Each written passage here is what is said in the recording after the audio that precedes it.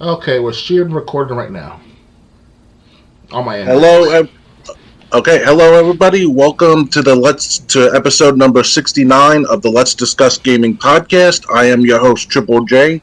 Joining me is my co-host Dr. Games 101. What's up, guys? Number 69. We're here already. Wow, lucky number. Depending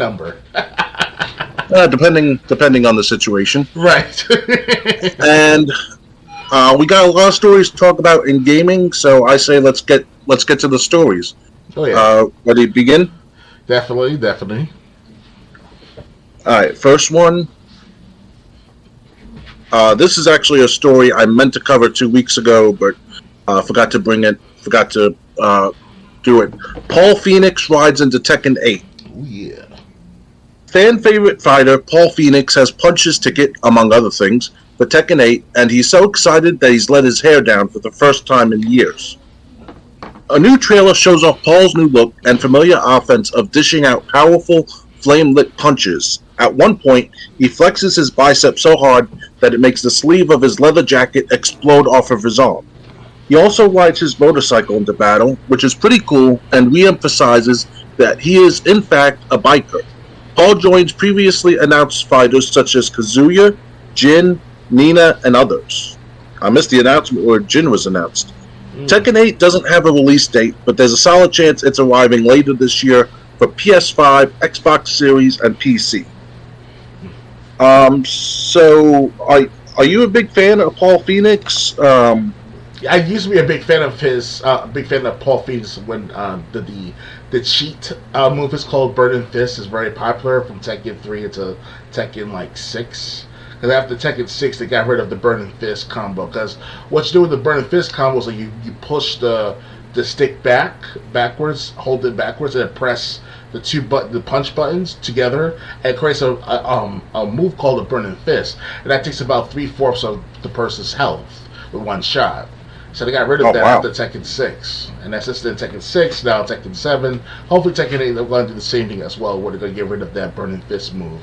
It's been a cheat, in a sense, because it just knocks your opponent out within one fell swoop. It's like Jin's Avenger that's still in the game so far, up until Tekken 7 now. That takes a while to do.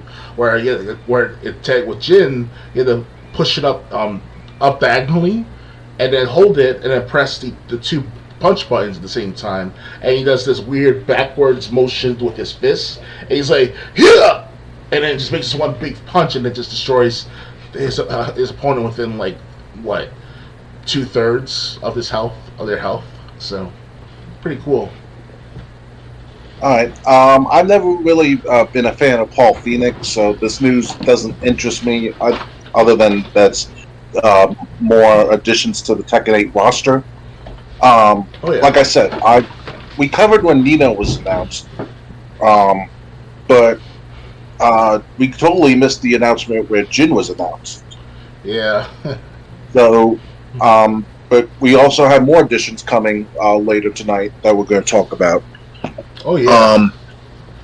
Ready to move on? Oh yeah, I'm ready. All right, next.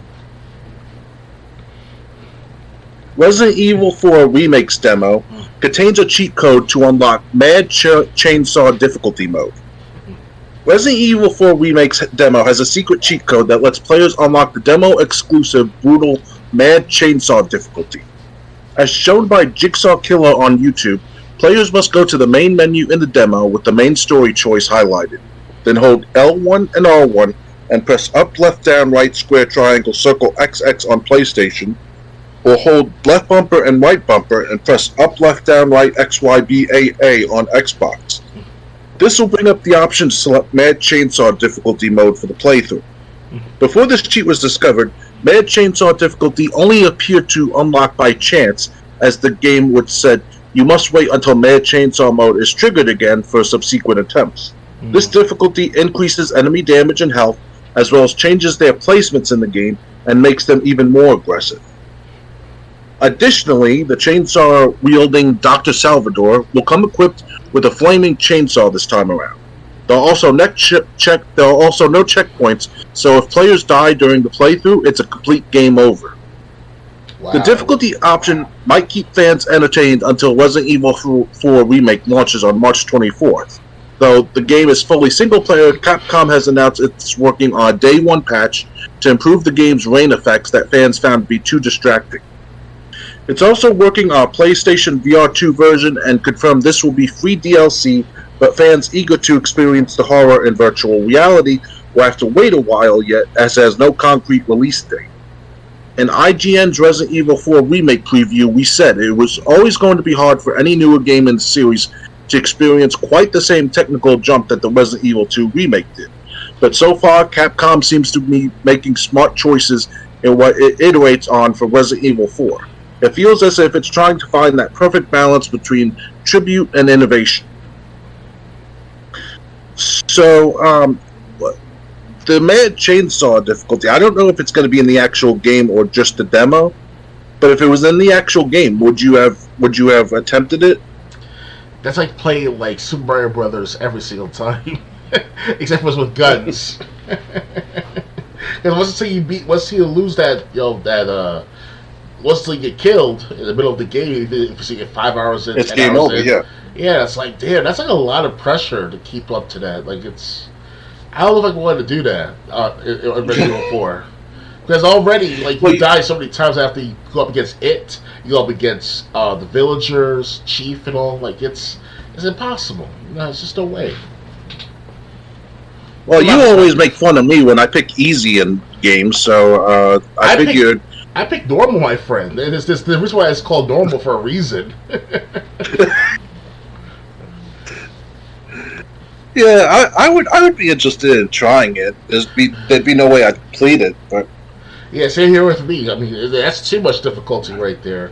I want some kind of difficulty, but just enough to get by to know more about the story or how things changed in Resident Evil 4 Remake, And because I saw the trailer on Steam of the Resident Evil 4 Remake trailer, or at least one of the main trailers, and it looked pretty exquisite. Like, you see Salazar all look like fucking Margaret Thatcher, the Prime Minister of England back in the 1980s, and all looking like a scary motherfucking version of her.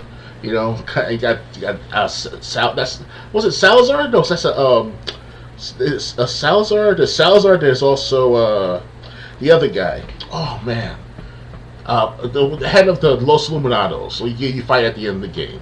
I've got the guy's name already. But I never got that far. Yeah, I beat the game already. Like I said, I got to the courtyard right after the castle. Right. Yeah, you go up against the head of the Los Illuminados at the end of the game, and it's challenging at first. But if you see the pattern, use the knife every single time to his eye, because he transforms at the end of the game. So, Oh wow. Yeah, he turns to this this scorpion-like thing, and it's like, wow, shit, I was not expecting that. And then, but you do expect that. We're not talking about the guy that goes to Leon. Once you become unpleasant to our eyes, you will be destroyed. We're not talking about that guy, right? I believe so, because in the original Resident Evil 4, because you faced him earlier in the game. Really? That's the village chief. Like he had that head, but like a spider body. Once the trench coat was gone. That's the village chief. Oh, okay. Yeah, I'm talking about Salazar is the castle, head of the castle terrain and all, while the leader of the Los Illuminados, he has this big scorpion to hide underneath his, just robe and all, where he kills Lucera in front of you in the original Resident Evil 4 scene. So, okay. Yeah, but it looks like they're going to have Lucera further into the game, like instead of just fucking dying in the middle of the game out of nowhere. And that was stupid on their part, because I was just getting to know more about Lucera. He's one of those cool dudes. He's like Fabio, but like Hispanic. You know Fabio, right? The male model and all. Yeah. Yeah, from 1980s and 90s. Yeah, he was a big thing back then. Yeah. And he has the looks like Lucera has the looks like Fabio. If you go back that far back, so yeah. All right, so yeah, that was interesting. That would be an interesting difficulty to try.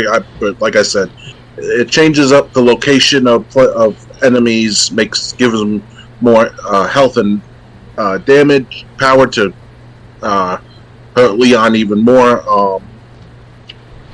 And there, like I said, there's no checkpoint. So once you died, it'd be game over. Ready to move on? I just want to make sure I get the right person though. Salazar, Resident Evil 4. Okay, I was right. Salazar is the head. He's the castle holder of the castles and stuff like that. So I was right. So we'll move on. Yeah. Okay. Next.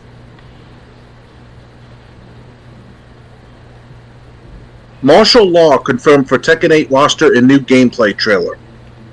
Bandai Namco revealed Tekken 8 last September, and since then the company has been slowly teasing more information about this upcoming fighters. We've seen gameplay, the reveal of Nina Williams' return, and just last week we learned that Paul Phoenix would be riding in Tekken 8 as well. Now, Bandai Namco has revealed that Martial Law will be in the Tekken 8 roster in new gameplay trailer. Martial Law was introduced to the series in the very first Tekken game, and he's been in quite a few since including the most recent release in the franchise, Tekken 7. If you're familiar with this fighter, his heavy-hitting combos return in Tekken 8 if this new gameplay trailer is anything to go on. Tekken 8, again, does not have a release date, but it's planned for the current-gen systems.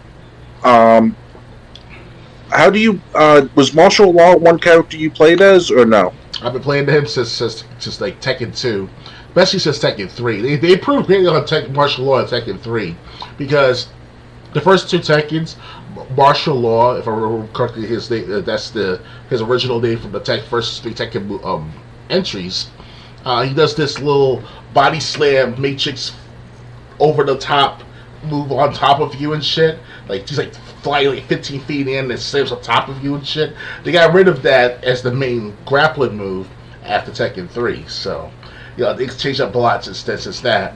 And then by Tekken 5, he started to go all crazy like the real Bruce Lee from the 1970s and all. So it's kind of like, you know, it gets spicy after because just press the down button and the two kicks buttons at the same time. He does this weird move where he does like what, and he starts charged up and shit. And then you press the X button after he does like a flying kick after that. That was a good Tekken 5, I remember correctly. So things definitely changed since then. Now he does all these weird ass moves where it's like, I don't know, man. It's like the machine gun punches are very different from Tekken 3 now than it is from Tekken 3 and all. It's crazy. Like so much has improved on Martial Law himself, but Tekken 3 was because of Woodlaw. Woodlaw is the son of Martial Law, and I guess they stopped bringing him back after that was that one basically that one game of Tekken 3. That's why he was so different from the first two Tekken games and all. But after, like I said, Tekken 3 was the one-timer of Woodlaw. After that, it's just Martial Law from there on out. And now, if I remember correctly, Martial Law should be in the 60s last time I checked. If not 70s right now. So, because Paul Phoenix, after Tekken 4, he was in the 50s. So. Alright, again, just like Paul Phoenix, Law was never a character I really chose in Tekken. Mm-hmm. But he's I didn't know there were two different characters named Law to be honest. But I do look at Law as like one of the originals in Tekken. Oh yeah. Since he's been there, so like you said, since Tekken 2. Well, for even in the first Tekken, I started playing Tekken 1 and Tekken 2 though. I was okay. Too young. I was too young for the first Tekken. But by Tekken 2, like 1995, 96, they had this in some arcade machines in my area, or somewhere in Pennsylvania. That's where I first started playing Tekken for the first time. And then by Tekken 3 is when I had my home console version of Tekken, and I played lots of it for hours on end with my friends and the pastor's sons and all. That mentioned the three brothers and all. That we had good times back then. And we could relive those times too if we ever team up. Because I met my pastor's sons many weeks ago. It was during the jury duty and all that stuff like that. We were like best friends. Him and I. His name was John, and him and I would team up, would play Tekken and stuff like that. So if he's out there, give me a call. We'll do the Tekken stream, you know. You know where I live, so fuck, man. Give me a call. Yeah, those were good times. And for people who are fans of Law, he's making an appearance in the newest Tekken game. Yeah, I wish I have the Xbox Series X and S by this year for Tekken 8. It'll be a blessing. But if I get this PS5 this year, that's if ever. Hopefully, definitely we'll try to get Tekken 8 for that system. All right, ready to move on? Yeah, I want to relive the Sony PlayStation experience of Tekken games. That's where it originally came from. Was from the PlayStation systems, and so it'd be a blessing to have that again, that experience. Because I have Tekken 7 on the Xbox One, and it's still good. Don't get me wrong, but to have that homage, pay homage, the homey feeling of Tekken, it was on the PlayStation. So that's where the home is at of Tekken. Okay. That's all I gotta say. Although, if you really want to relive those, you could either get the Tekken games themselves, the original Tekkens for PlayStation, or if you really want to take a chance, you could buy Tekken 5 for PS2 because they had. I got them. Well, you can play the original Tekken games in Tekken 5. What I'm trying to say is that for the past couple of games, I've been playing Tekken 6. Tekken 7 on Xbox and Xbox 360, Xbox One. That's what I'm trying to say is that, prior to the Xbox 360 and all, I was on PlayStation a lot. But it's just Tekken 3 with PlayStation 3 and all, with their problems with the being out late and expensive and all. I switched to Xbox for a while, and still to this day I'm on Xbox. So I'm trying to say is that switching consoles is a big investment. And once you switch to one console, it's hard to go back to the other console. And I know it says like, what's the big deal, Dr. Hayes? It's still a controller and a system, whatever. No, it's different dynamic. It's very different back 25 years ago when there was PlayStation. Hold on, I think my dog wants to come in. What there was with PlayStation or GameCube or Nintendo GameCube and stuff like that. So it's kind of like which one to choose and which one is the invest in further. Because not everyone's going to have all three systems of that generation or generations, So, Yeah, I'm here. It's just I have the door to the living room closed, and I have my dog scratching on the door. Understood. He might want to go back again, so I might have to get up again to let him out. But he's in here with me right now. Understood. Ready to move on? Yeah, I'm ready. Alright, next. First PlayStation Plus free game for April 2023 revealed. Behavior Interactive's new building and waiting game, Meet Your Maker, will launch on PlayStation Plus on April 4th. We're not even halfway through March, but we already know one of the PlayStation Plus free games for April 2023. Behavior Interactive's brand new game Meet Your Maker will be available on PlayStation Plus starting April 4th, the same day the game launches. Meet Your Maker is the first release day freebie on PlayStation Plus in a while. Unlike some past offers, it'll be playable on both PS5 and PS4. Meet Your Maker is referred to by Behavior Interactive as a building and waiting game. It takes place in a post-apocalyptic world where Earth is on the brink of total annihilation. As the custodian of the Chimera, the only thing that matters now is genetic material which you need to acquire and protect. Excuse me. To add to your stockpile of resources, you have to make your way through labyrinth outposts that contain all sorts of obstacles and enemies. Meet Your Maker is community-focused and dynamic, as the outposts you attempt to steal from are built by other players. You control every aspect of your own outpost, from its general layout and traps to coordinating movements for your outpost guards. You can gain more control over the finer details of traps by modding them, and guards have augments that can make them more dynamic.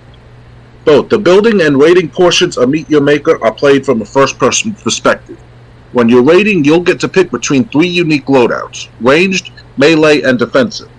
There's an arsenal of guns and close-range weapons such as swords at your disposal. Meet Your Maker can be played cooperatively with a friend. Two players can build and raid outposts alongside each other. Once other players attempt to complete your outpost, you can watch their ones with the replay system. Then you can use that data to go back and tinker with the outpost to your liking. All tiers of PlayStation Plus subscribers will be able to claim Meet Your Maker throughout April. Assuming that PlayStation doesn't view Meet Your Maker as one of the rare bonus freebies, they'll take one of the 3 slots in April's PlayStation Plus lineup. In the meantime, don't forget to claim March's PlayStation Plus lineup, which includes Battlefield 2042, Minecraft Dungeons, and Code Vein. So, Meet Your Maker. What do you does this sound like a game that would interest you? I wouldn't mind trying it out, see how good the game is or how bad it is. Depends on what they do with the schematics and all of the game. And what is this about? It's like a FPS game, or is it a third-person shooter or an adventure game of sorts? They said it's a building and raiding game. Build stuff. Yeah. Oh wow! I was expecting more of like a basically shooter. You build and customize your own outpost. Okay, so it's kind of like Fallout 76, but hopefully better. Without the shooting, of course. You don't want anything to end up like Fallout 76. Yeah, Fallout 76. The first hour was all right, but it had a totally different, weird customization after that. It was very tacky, in my opinion. But getting back on point with this built for nation building, they want to call it like that kind of game. You know, I'm more of a destroyer buildings, like Battlefield or Tekken or something of that sort. Something destructive or something fighting and shooting. But this is more building. When do you destroy buildings in Tekken? You know how like in Tekken 6 and 7 and now perhaps even 8, where you can destroy the glass of the corridors and the buildings and all. You punch your opponent out of the building, stuff like they go land onto the streets and all. It's kind of like that. Hold on, my dog wants to. He came in now. He wants to go into the hallway again. I might have to keep that door open. Right. Hold on. Make up your mind.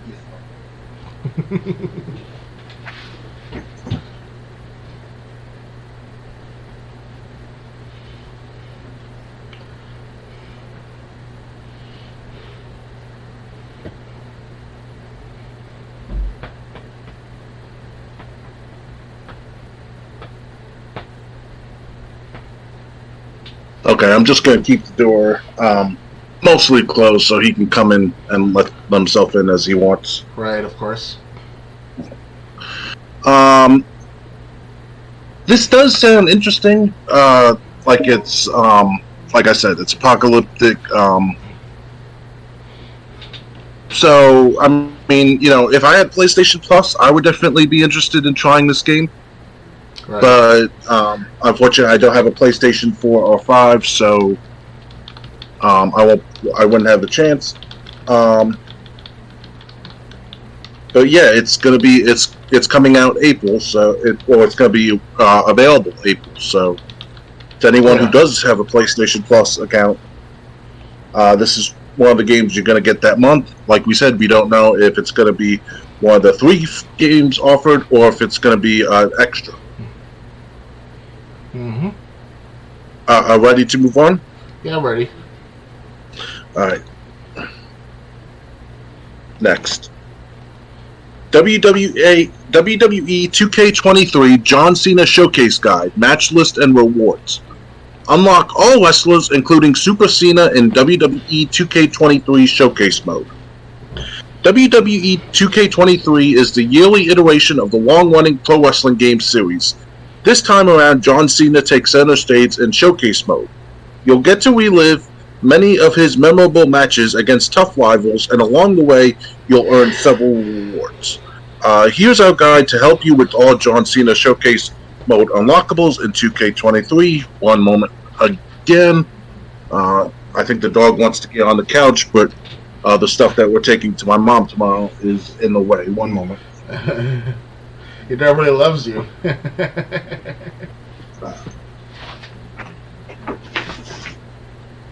Happy now? He's looking up at. He's sitting in front of the couch, looking up at it. He really loves you, don't you?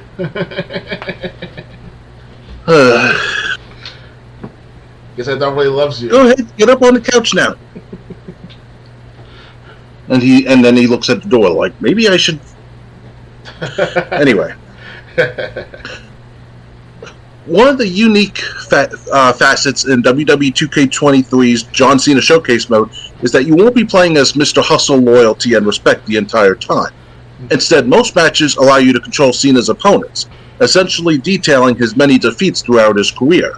This is probably to do away with the LOL Cena wins meme from the past decade, but it is what it is. Do note that many of the WWE 2K23 Showcase mode unlockables reward you with different versions of a superstar. However, a select few will provide you with alternate attires instead. Match 1, One of a Kind against Rob Van Dam. Arena, ECW One Night Stand 2006. Championships, WWE Championship 2006. Superstars, John Cena 2006 and Rob Van Dam. This is the follow-up to the successful ECW One Night Stand pay-per-view, one that saw RVD finally win the big one.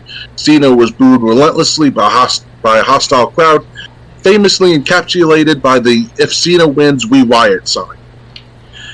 Match 2, Gold Medal debut against Kurt Angle. Arena, SmackDown 2002. Superstars, John Cena 2003 and Kurt Angle. Kurt Angle was running roughshod all over SmackDown, entered the Doctor of Thuganomics, Cena's gimmick on the main roster at the time. Match 3, Dead Man Walking, The Undertaker. Arena, Vengeance 2003, Superstars, John Cena 03 and Undertaker 03. This was during Taker's Big Evil gimmick, where Cena once again ran his mouth and got his comeuppance.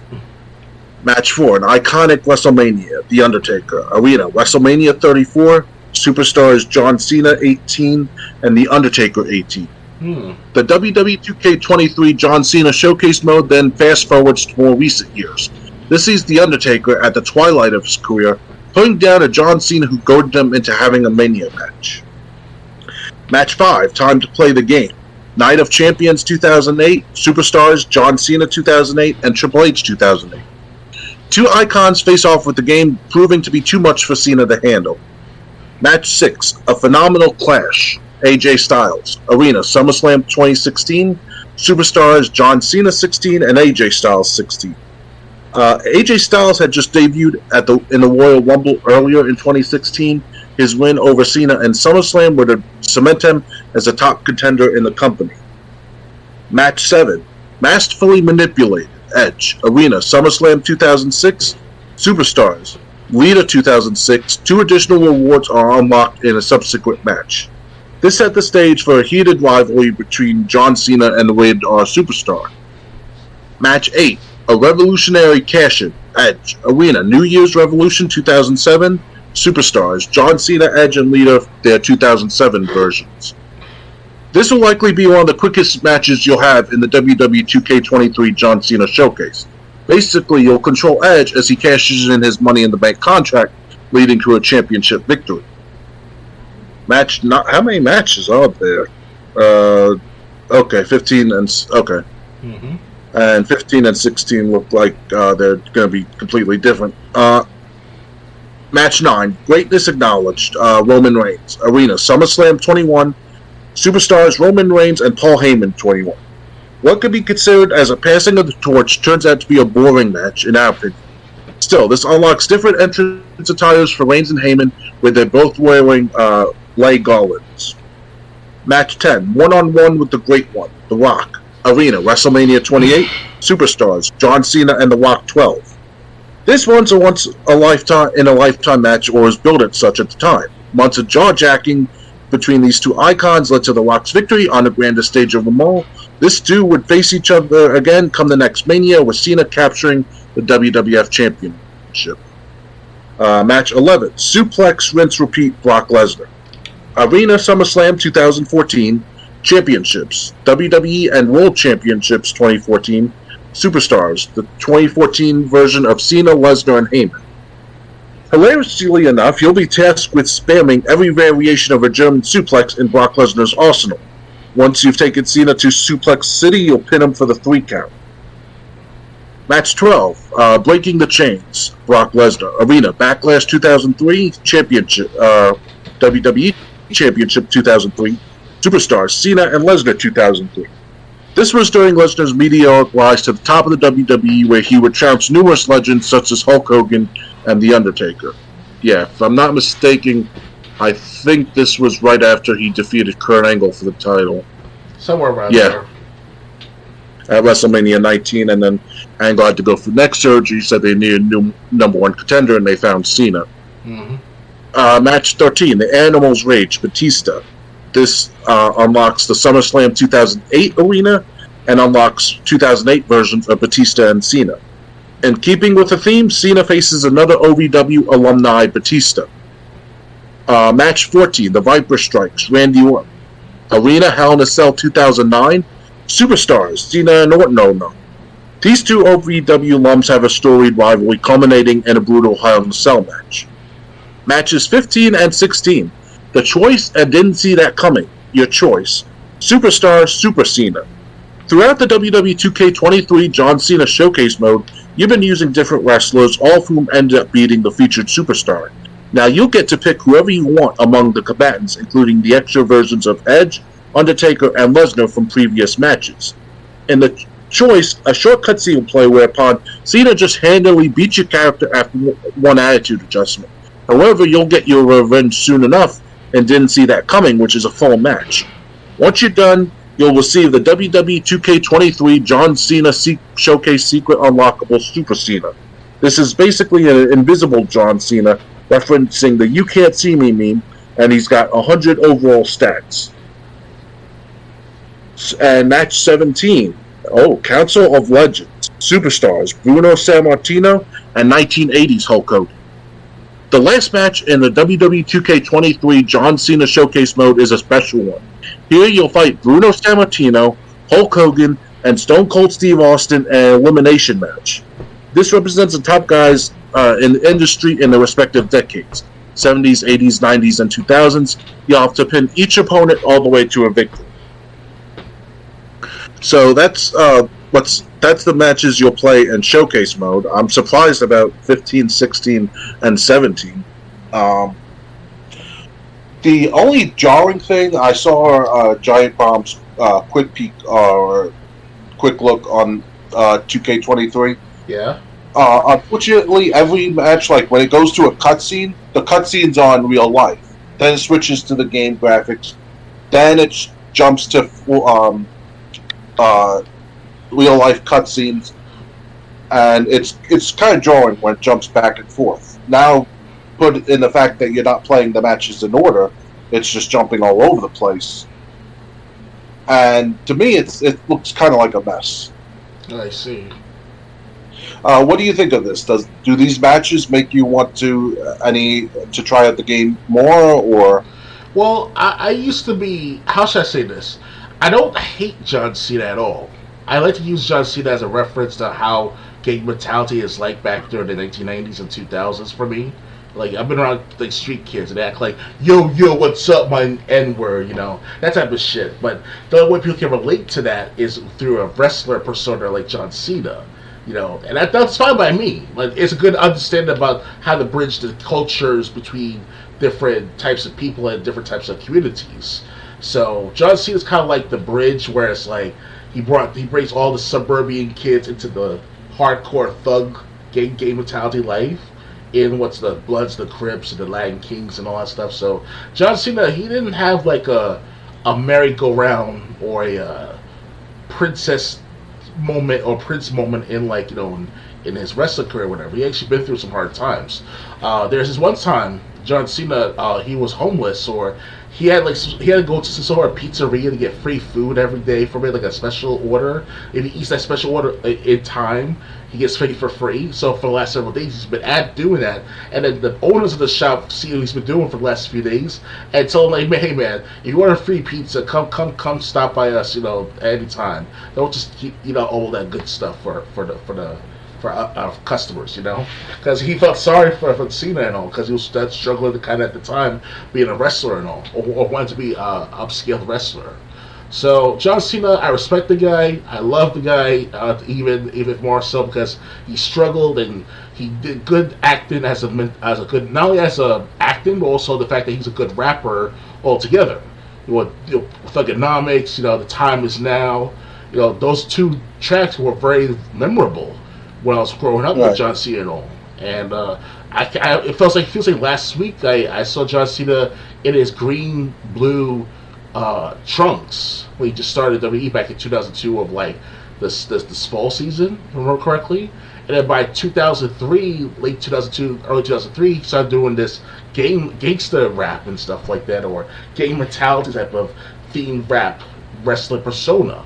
That's what I like about him. He's just relatable. He's like the next Eminem almost, but not that grandiose of Eminem. He still has, everyone can still eat him alive in a rap battle or in rap songs altogether, like Eminem with Machine Gun Kelly and all. But John Cena can hold his own weight in rap. So I used to say, just by some of the video game alone, it looks good to see that John Cena went up against Undertaker in 2003 in a regular match at SmackDown's main event. Undertaker versus John Cena. They were exchanging blows. Undertaker with his punches like dope, and then John Cena's like, you can't see me, you can't see me, that type of shit. It's like a back and forth punches and shit. I could have sort of recorded that match on my tapes. If I can find the tape, I will definitely show it one day, sometime in my lifetime. But that's gonna take a while to look through all those tapes because I have recorded a lot of shit matches in 2002 and some parts of 2003. So it's John Cena's gonna be as a memorable wrestler. He went up against The Rock a couple of times. He wrestled. Yep. I think he wrestled against Hulk Hogan one time too. Did he? Yes. No, not Hulk Hogan. That would be nice though. That was Shawn Michaels and Orton doing that. Right. Okay. It would be a blessing though to see Hulk Hogan and John Cena wrestling. If Hulk Hogan stayed until 2007, 2008 after the 2005 SummerSlam, I can see Hulk Hogan wrestling against John Cena, and that would be memorable as well too. So Hogan, the match against Michaels was SummerSlam 2005. So I think against Orton was 2006. So and Cena was on Raw by that time. So they just never did Cena and Hogan. Yeah, that's because that's when wrestlers started to go suck after 2008, 2009 because of the PG rating. You know how it went from MA14 to PG whatever, PG1, not PG-13 but PG, just straight out PG. Like what the fuck? Like come on now, Ms. Vixman. Like you should know better than that. You know how wrestlers supposed to be. You're supposed to be hardcore and memorable and family friendly at times. It's not. Honestly, you can't blame the PG rating for that, because SmackDown when it was on UPN was PG because it was always taped. Yeah, you're right. So it's not the PG rating alone that made WWE less fun. It seems that way. It was. Yeah, that it just happened around that time. A lot of storylines were killed right away. That, for example, the Paul Burchill and Katie Lee Burchill, they kind of had like an incest thing going on. Oh, wow. Like it was implied, but you really didn't know. But the thing is, the storyline was around for 2 weeks. Then they switched to PG. Then when they switched to PG, the whole storyline between them being brother and sister was scrapped. Yeah. So it was like, and she just started being a normal valet until she was released. So it was like, whatever they were original plans were, we'll never know. Wait, isn't Paul Burchill supposed to be a pirate wrestler or a wrestler? He was. This is after the pirate one. Okay. This was he was pirate on SmackDown, then on Raw he got moved and he was a bad guy and he just really lost everything that the pirate got him. Yeah, I like him as the pirate. That was pretty cool. Yeah. Kind of reminds me of the Pirates of the Caribbean movies. I never saw the entire episodes or episodic movies of Pirates of the Caribbean, but it was a big thing back in the 2000s for us back in high school and all. So it's a college years. But other than that, get back to the point with John Cena. This 2K23 showcase, I would like to play it, but it's not my on my top priority as a gamer. I will admit that. I'm more because of wrestling. I think of them as watching on SmackDown Raw than video games itself. Like the reason why I love SmackDown versus Raw games so much up until 2007, I have to say, because it felt so livable to have relived these moments that we saw on SmackDown and Raw, like Undertaker versus Cena in SmackDown 2003. And I'm not sure what month it is, but definitely in 2003 sometime they were in a regular wrestling match, or the iconic Edge versus John Cena feud back in 2006 and all. And John Cena gave Edge an FU through 2 or 4 tables at the TLC match sometime in 2006. And SummerSlam, yeah. Yeah, that was fucked up. I was like, damn, it just took a lot of pain in from that matter. Of course, obviously, oh, Dr. G's wrestling's fake, man. What's wrong with you? Like, no, it's not fake. Dude, how you learn to fall off a 20-foot ladder? How did Mankind fall off a 20-foot Hell in the Cell infrastructure and survive with a broken shoulder or dislocated shoulder and a broken back at one point? The wrestlers take risk. Jeff Hardy took risks, especially himself. He did a fucking swanton bomb at Monster Bowl in 2006, 2005, or 2004, 2003, one of those years, and survived. And he still kicked ass in that match. Like that's not something that you just don't sneeze at. Like this is like if I was in my prime back 15 years ago, like whatever my potential as a wrestler, dude, I would willing to take a throw me off the Hell in the Cell just for the sake of doing that, reliving that moment in my feeling, in my being. Like I'm willing to take a risk for the sake of gaining notoriety for taking a fall in Hell in the Cell, Or it's like with Rikishi, Undertaker chokeslam Rikishi through that barnyard truck and shit like that. I'm sure Rikishi got some kind of injury from that, Yep. And Armageddon the Cell like in 2000, Armageddon the Cell 2001 or 2000, Armageddon 2000. I actually have a save recording. It's low quality on my computer, but if I can find it, it was so cool and iconic. I can't. It's hard to even get a DVD of that because it's asking like $150 somewhere Amazon or eBay at one point. I'm like, I can't afford that. Armageddon 2000. That was one memorable pay-per-views of all time during the Attitude Era. Like yep. These wrestlers are doing a damn good job at times to make put on a good show, and how much endurance and pain they suffered to put on that good show. So W2K 2023 may not be on my priority right now in my lifetime, but one day I will go back to the showcase and be like, hey, I will definitely play that one time with you guys on the through the Xbox or PS5, whatever, if I still have those systems around, in its later years, Right. So I hope I'm not going off a tangent, but it's just memorable moments with John Cena and all. So. Well, whenever people say wrestling is fake, you can always say, yeah, the TV shows and movies you watch are fake too. And they take risk. What's that? The actor Angelina Jolie, when she did Terminator movies, during her sex appeal was that top of the line back in the 2000s. Like that, she did her own stunts. She does suffer some kind of toll on her body for doing so. I mean, look at what she's on right now. She had to do double sided vasectomies from the cancer and all that stuff. So she deserves praise of her performance in those movies.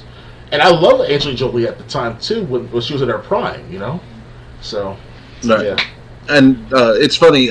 People, my cousin and I actually talked about this because he called wrestlers glorified stuntmen, and I'm like, okay, even if you think that, I go, you realize that stuntmen end up taking risks because you telling me there's never been a stunt that went off wrong, where explosions went off early, or a stuntman didn't get out of the danger in time.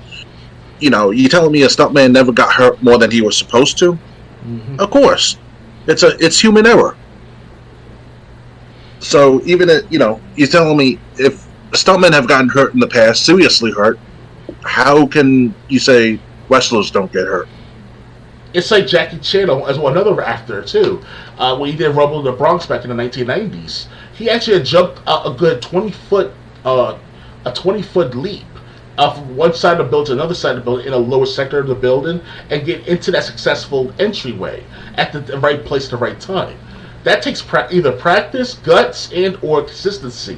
And that takes a toll on someone's body like that. So imagine wrestlers doing that every week for 5, 10, 15, 20 years, like The Undertaker, Kurt Angle, Triple H. Triple H now was wrestling for 25 years now and on and off. You know, it takes a toll on your body, you know? Yeah, just like Rush Hour. I think it was Rush Hour 2, where they showed in the credits the outtakes, where Jet Li was supposed to jump through the casino window and slide through the hole in the bottom. First time, or during one of the outtakes they showed, he jumped and just fell right back down on the ground. You mean Jackie and Chan? All the henchmen that he was fighting in the scene had to help him up. You're talking about Jackie Chan, right? No, wasn't it Jet Li in the Rush Hour movies? No, it's Jackie Chan and Chris Tucker. I could have sworn it was. Yeah. Why am I thinking it was Jet Li? Oh, wait a second, Jet Li? Is he a special guest in Rush Hour? I mean, I know they're gonna make a new Rush Hour sometime this decade, Rush Hour 4, but also Jet Li. Unless you refer to Lethal Weapon, you know. No, for some reason I thought it was. For some reason, so it was Jackie Chan, I guess. Yeah, I don't know why I thought it was. Okay, for some reason I thought it was Jet Li in that movie. I mean, that would be nice to see Jackie Chan and Jet Li in the same movies. I think they did a one-time collaboration, though. Yeah. I haven't seen which movie it was, though. It's been so many years, so many movies over the decades. Because Jet Li, personally himself, he retired from fighting in movies. I mean, he still does his practice martial arts and all, but he took a retirement since what's that movie? The third movie of The Mummy with Brendan Fraser and all. Like he actually did. The Scorpion King. That had to be the. No, because it Scorpion King. It was The Mummy, and The Mummy Returns, The Scorpion King. I don't think there was a fourth. There's a Mummy 3, the third Mummy. I thought that was the Scorpion King because Scorpion King. There was 3 mummies. Was a character in the Mummy. I thought there's 3 Mummy movies. They all feature Brendan Fraser, that hot chick, whatever her name was. She looks beautiful at the time. Yeah. But definitely, it's just, man, it's just like Jet Li said. So he said he didn't say live on TV, but he said in an interview that he's gonna take a break from fighting in movies, and that third Mummy movie was a big sign that he took a break from fighting in movies. So, but we're going off topic a little bit, but it's yeah, John Cena. If you're out there listening to this any given time of my lifetime or any of our podcast's lifetime, you've been a good wrestler. I wish you could still wrestle for WWE because I hear that he's no longer with the WWE at this moment, and he's on and off. Okay, because he's been busy with movies for the past 5 years at least, so it's kind of like with the Marines and other projects. Yeah, but he comes back for one match a year. So okay, I mean even Bill Goldberg's still coming at it after all these years too. I think he came back last year or two for a title reign. I'm like, I don't know how these guys do it, but they do it. They've been at this for decades, these wrestlers, and they continue doing so. Hell, even wrestlers like Valentine. What's his name? I forget his full name of Valentine. He's Red Valentine. Yeah. He's in his 70s and 80s at the time before he died wrestling, back in the 2000s, if not the late early 2010s, before his death. That is. Really, he was wrestling that late? Yeah, he was still wrestling. I don't remember that. He was still wrestling to his 70s. Okay. He retired before he died, though. So it was like around if he died like 10 years ago, then 15 years ago was his last few years of wrestling. So he didn't die that long because he was at an AEW event in the audience. Okay. He might still be alive, actually. Let me check. Red Valentine. Because I watched WWE not Tough Enough, but the WWE Confidential. You remember that? Obviously, you remember that show. So he was featured in one of those episodes, and it showed him wrestling still. So. Yeah, it just says he's retired. He retired 2019. Yeah. Okay. All right. And just to go back to the John Cena discussion before we move on, The whole reason, the whole way he came up with that rapper gimmick, I think it was Wrestling Bios on YouTube who revealed the story. Cena came in June of 2002. He knew the next line of releases was coming around the holidays 2002, November/December, right after Survivor Series. So Cena knew he had that long to show what he had to offer. And obviously the first few weeks no one cared. Then SmackDown went on tour. One night on tour, Rikishi and Rey Mysterio were rapping against each other. Yeah, I remember that. Battle. I remember that. No, this was not on TV. This is Rikishi and Rey Mysterio. Okay. But anyway, Cena came by. He was watching. After they both went, Cena went. And Cena rapped against both of them. And this caught the attention of Stephanie McMahon, who was general manager at the time. After Cena was done, Stephanie went up to Cena. She's like, how did you remember all those lines, all those insults? And Cena's like, it just came off the top of my head. I said it just as I came up with it. So Stephanie asked if Cena could do that again. The next morning, Cena rapped about what Stephanie was eating and where they were touring the next city. So Stephanie thought, hey, if Cena can do this rapping thing, why not give him the rapper character, see if it'll connect on TV? And the Halloween party in 2002 was the first time they showed it on SmackDown. Right. And that's when Stephanie McMahon and Eric Bischoff kissed each other that night. Yeah. So, from what I heard, that's how the whole rapper thing came about, because...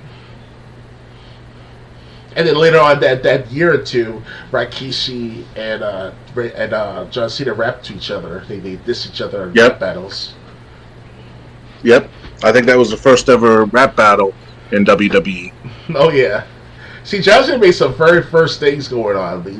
He was one of the successful rap theme type of rapping wrestlers and all.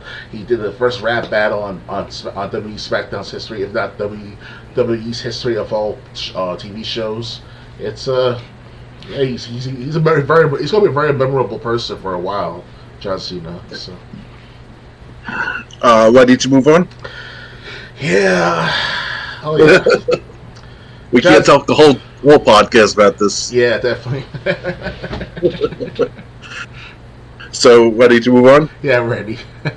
Alright, next one. This next story is funny.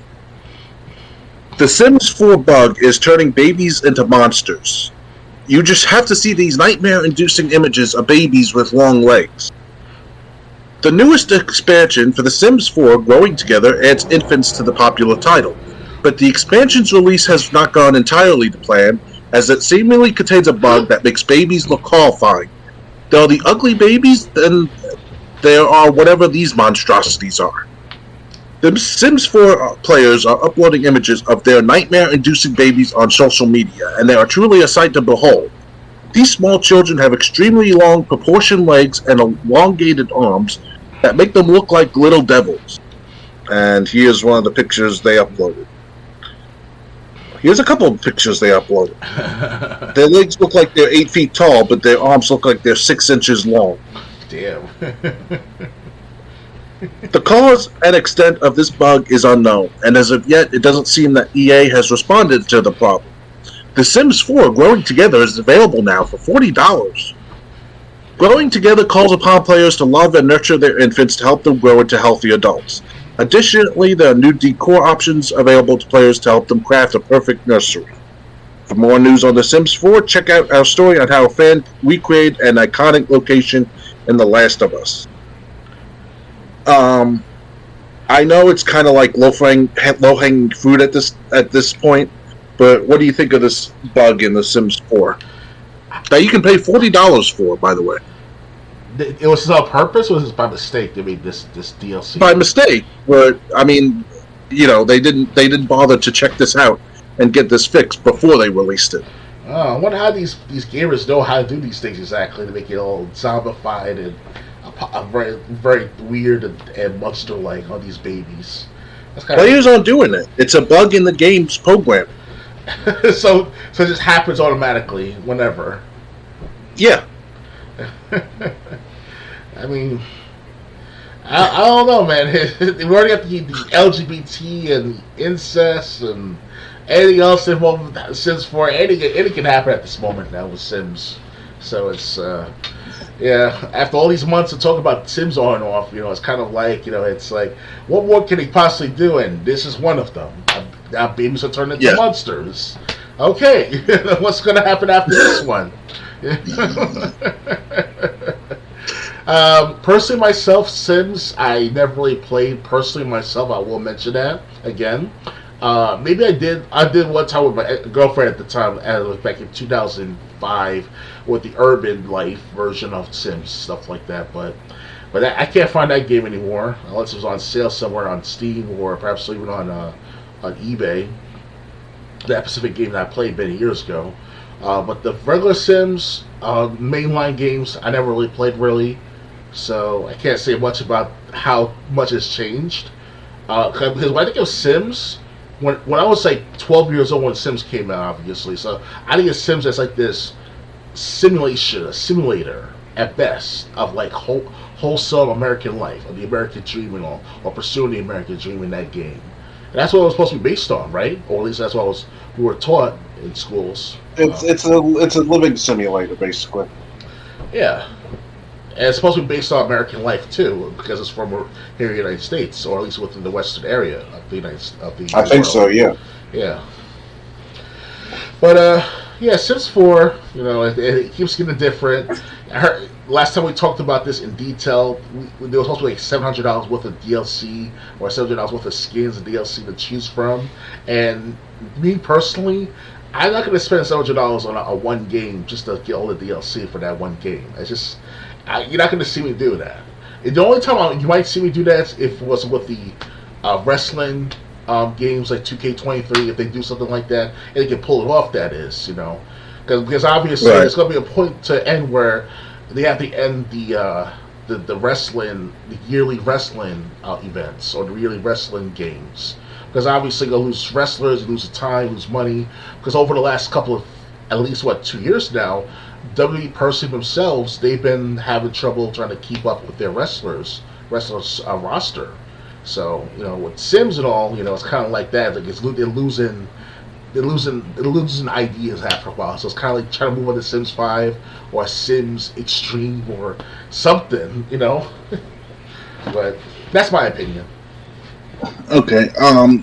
I would make more fun about this if I didn't really have such a headache. But I think headache is the perfect word for The Sims at this point.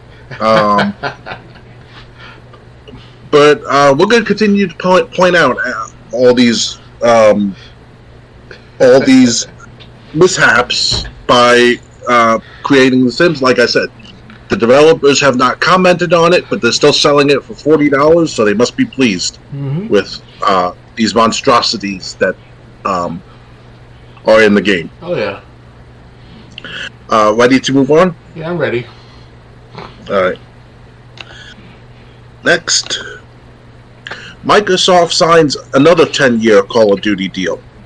The Xbox creator seems hopeful about its Activision merger, though the US, UK, and EU aren't.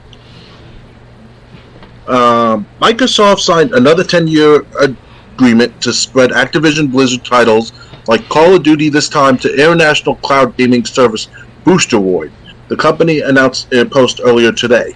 The dogfight that has been Microsoft's nasty, scrutinized plan to buy Activision Blizzard has been burning on for over a year now, with Call of Duty in particular brought up several times as the reason why a merger would be both unfair and too powerful. Today's announcement is shockingly chill in comparison. Is that it? No. Super chill. Everything's fine, guys. Microsoft's agreement with Boosteroid, the largest independent cloud gaming provider in the world with over 4 million global users, the release claims will bring Xbox PC games to its service. And more quietly, Microsoft notes that Activision Blizzard PC titles will be streamed by Boosteroid customers after Microsoft's acquisition of Activision Blizzard closes, if the deal closes. This means popular franchises such as Call of Duty will surpass more than 150 million additional players and make games built by Xbox Game Studio, Bethesda, and Activision Blizzard playable on multiple cloud gaming services and subscriptions, the post continues. If the deal closes, the Federal Trade Commission is still suing to block the merger, a fact that Activision Blizzard Chief Commissioner Office Lulu Chang Mesave suggested rather convolutedly earlier this year would prevent a show like The Last of Us from succeeding. The merger is facing legal scrutiny in the United Kingdom and European Union too. Microsoft and Activision's legal mess needs tidying before Boosteroid, which has a Ukraine-based software development team, can move in. But for now, both the cloud gaming company and the country, it could benefit seem satisfied. We appreciate Microsoft's ongoing commitment to Ukraine, and we will be working together on an initiative supporting our local game development community to invest further in the economic recovery of the country, Boosteroid CEO Ivan, I'm not even attempting that last name, said in the post. Likewise, Ukraine's Prime Minister said Microsoft's partner in Boosteroid is welcome news and further evidence of the company's ongoing support for Ukraine. Microsoft President Brad Smith is feeling confident too, telling the Wall Street Journal about this Boosteroid deal that if the only argument is that Microsoft is going to withhold Call of Duty from other platforms, and we've now entered into contracts that are going to bring this to many more devices and many more platforms, that is a pretty hard case to make it to court. Regulators have in fact dealt with these issues for a long time. So have we, and they have proven to be eminently manageable. He said, yeah, but they did involve Call of Duty. So what do you think of this new gaming subscription service getting rights to all Activision Blizzard games should the deal go through with Microsoft? Well, at the right place at the right time for Sony and I, so Sony and everything else. You know, well, obviously Sony is still complaining in some matter, but you know, I'll also tell them, Sony, you know, it is what it is. You know, you don't like the 10-year deal, then you just falter and go out of business. You know, I mean, 10 years is a long time. A lot could happen in 10 years, so it's you know, I don't know what else to say about this matter, but you know, good job for Microsoft to, you know, come together with Sony and say, hey, we're still gonna be with you for another 10 years on Call of Duty. Just don't backstab us, you know. And that's what Sony's meant for. You know, they backstab their business partners and business entities. I don't know all the details of each problem or situation happen with Sony, but Sony is known for their backstabbing / tacky deals or tacky practices, business practices. So, yeah. Well, this was a deal with Boosteroid, but like I said, Sony, they even said they don't care about Call of Duty, they just want to block the merger. Right. I think that's going to help Microsoft, showing that Sony's not even caring about losing Call of Duty. But yeah, I mean, Microsoft's, you know, it's hard to say that Microsoft's going to withhold Call of Duty and make it exclusive when they're basically signing deals with any and every platform that's willing to do business. Yeah. Yeah. Well, I mean, you got Nvidia, you got Nvidia, you got Nintendo. Now you got Boosteroid. I think Epic Games they reached out to, or Steam, whoever owns Steam. So, you know. Yeah, it's Microsoft. I mean, even though they have problems overall in their past of being like a mega corporation or a too big to fail or too big to be separated type of fashion with Bill Gates and all, because Bill Gates was arrested when he was a kid or a teenager or very young adult at the time, and he was doing a lot of unfair practices on his part. But you know, over the last 15 years now, you know, it has been that problem with Microsoft person themselves. They've been on the clean ass side of things of business for a while, so you know. Why can't Sony do the same thing like everyone else doing with Microsoft? I don't know what Sony wants in return of all this kerfuffle, but you know, if Microsoft signed everyone to their deals for 10 years or so, Sony should do the same as well. Why not? Get in line before it's too late. So Yeah. So I mean, regulators aren't happy, but I think the regulators are going to have a lot of unhappy companies on their against them if they do end up being able to stop this deal from going through. oh yeah. The more deals Microsoft signs, it's kind of like building an army. The more support they have for this Activision deal to go through. It's a smart move on Microsoft's part. The more people you have on your side, the better. Yeah. And there's no telling what happens with the next few months from now. Like, if there's going to be more companies joining in, like Epic Games, maybe even maybe even other entities out there like Switch. Well, they only got Nintendo, so Call of Duty's going to be on Switch. Yeah, like with Wii U and all back in the day. Not Wii U, but Wii U had Ghost. Yeah, they had Black Ops and Ghost, if I remember correctly. Yeah. Yeah. So another streaming service, one that's in Ukraine, has signed a 10-year deal with Activision with Microsoft. Should the merger happen? Yeah. Ready to move on? Yeah, I'm ready. All right. Next. March's PlayStation Plus update is big, adding games like Ghostwire, Uncharted, and Street Fighter V. This month, Sony is adding a dozen games to its PlayStation Plus catalog, and many of them are good. Another month, another chance for Sony to convince you to keep the PlayStation Plus Extra or Premium subscription, or to sign up. And this month, the lineup is solid enough that I'll likely stick around. Over a dozen games are being added, including 3 classics and a few big AAA games like Ghostwire, Tokyo Rage 2, and Immortals Phoenix Rising. The PlayStation Plus subscription service regularly expands each month with new games, and March 2023 is no different. However, keep in mind that PlayStation Plus changed last year and now comes in 3 tiers: Essential, Extra, and Premium, which cost $10, $15, and $18 a month respectively. Essentials is the basic PlayStation Plus plan and gets you access to the monthly free games. Extra provides that and also access to the PlayStation Plus game catalog, aka Sony's response to Game Pass. Finally, Premium gets you all that plus access to streaming games and classic PlayStation titles, including PS1 and PSP games.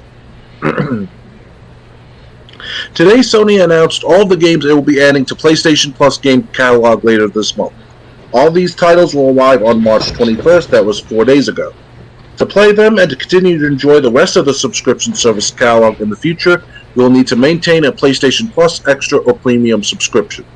Here's the full list of games arriving later this month: Uncharted Legacy of Thieves Collection, Tohaya, Rainbow Six Extraction, Ghostwire Tokyo, Life is Strange True Colors, Immortals Phoenix Rising, Life is Strange 2, Dragon Ball Z Kakarot, Street Fighter V Championship Edition, Untitled Goose Game, Final Fantasy Type 0 HD, Rage 2, Neo, The World Here Ends With You, and Haven.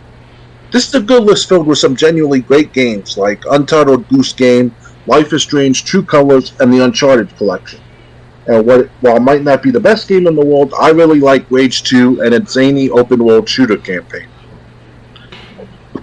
So, have you played a lot of these games on Game Pass?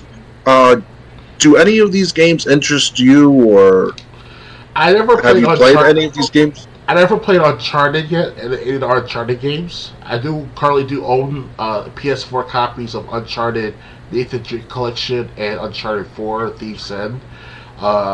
But I don't have the PS4 system, so I kept on to it for sake of collection reasons. And also to play it one day too, obviously. So, Street Fighter V, I heard it had a bad launch because of its lack of arcade mode. Surprisingly, they got rid of, or they temporarily left behind. That was stupid on Capcom's end. I don't know what. That's the backbone of any fighting game, is the arcade mode. So, especially Street Fighter of all games. But yeah, but PlayStation is making some moves because Game Pass games are like, they come and go. Like every few months, I try to play the game Memoir Blue the other day before I got taken off the Game Pass and all. I mean, because it's hard to keep up with the trends and the timing of these additions and subtractions from the Game Pass library. So, PlayStation is making their moves now where they make it more worthy to buy the premium, if ever. Personally myself, if I had a full-time job, you'll see me buying the premium service on PlayStation. And if not, then it's basically the basic to the basic, for PlayStation for now. That's if I get PlayStation 4 or 5. Yeah, it's Ghostwire though.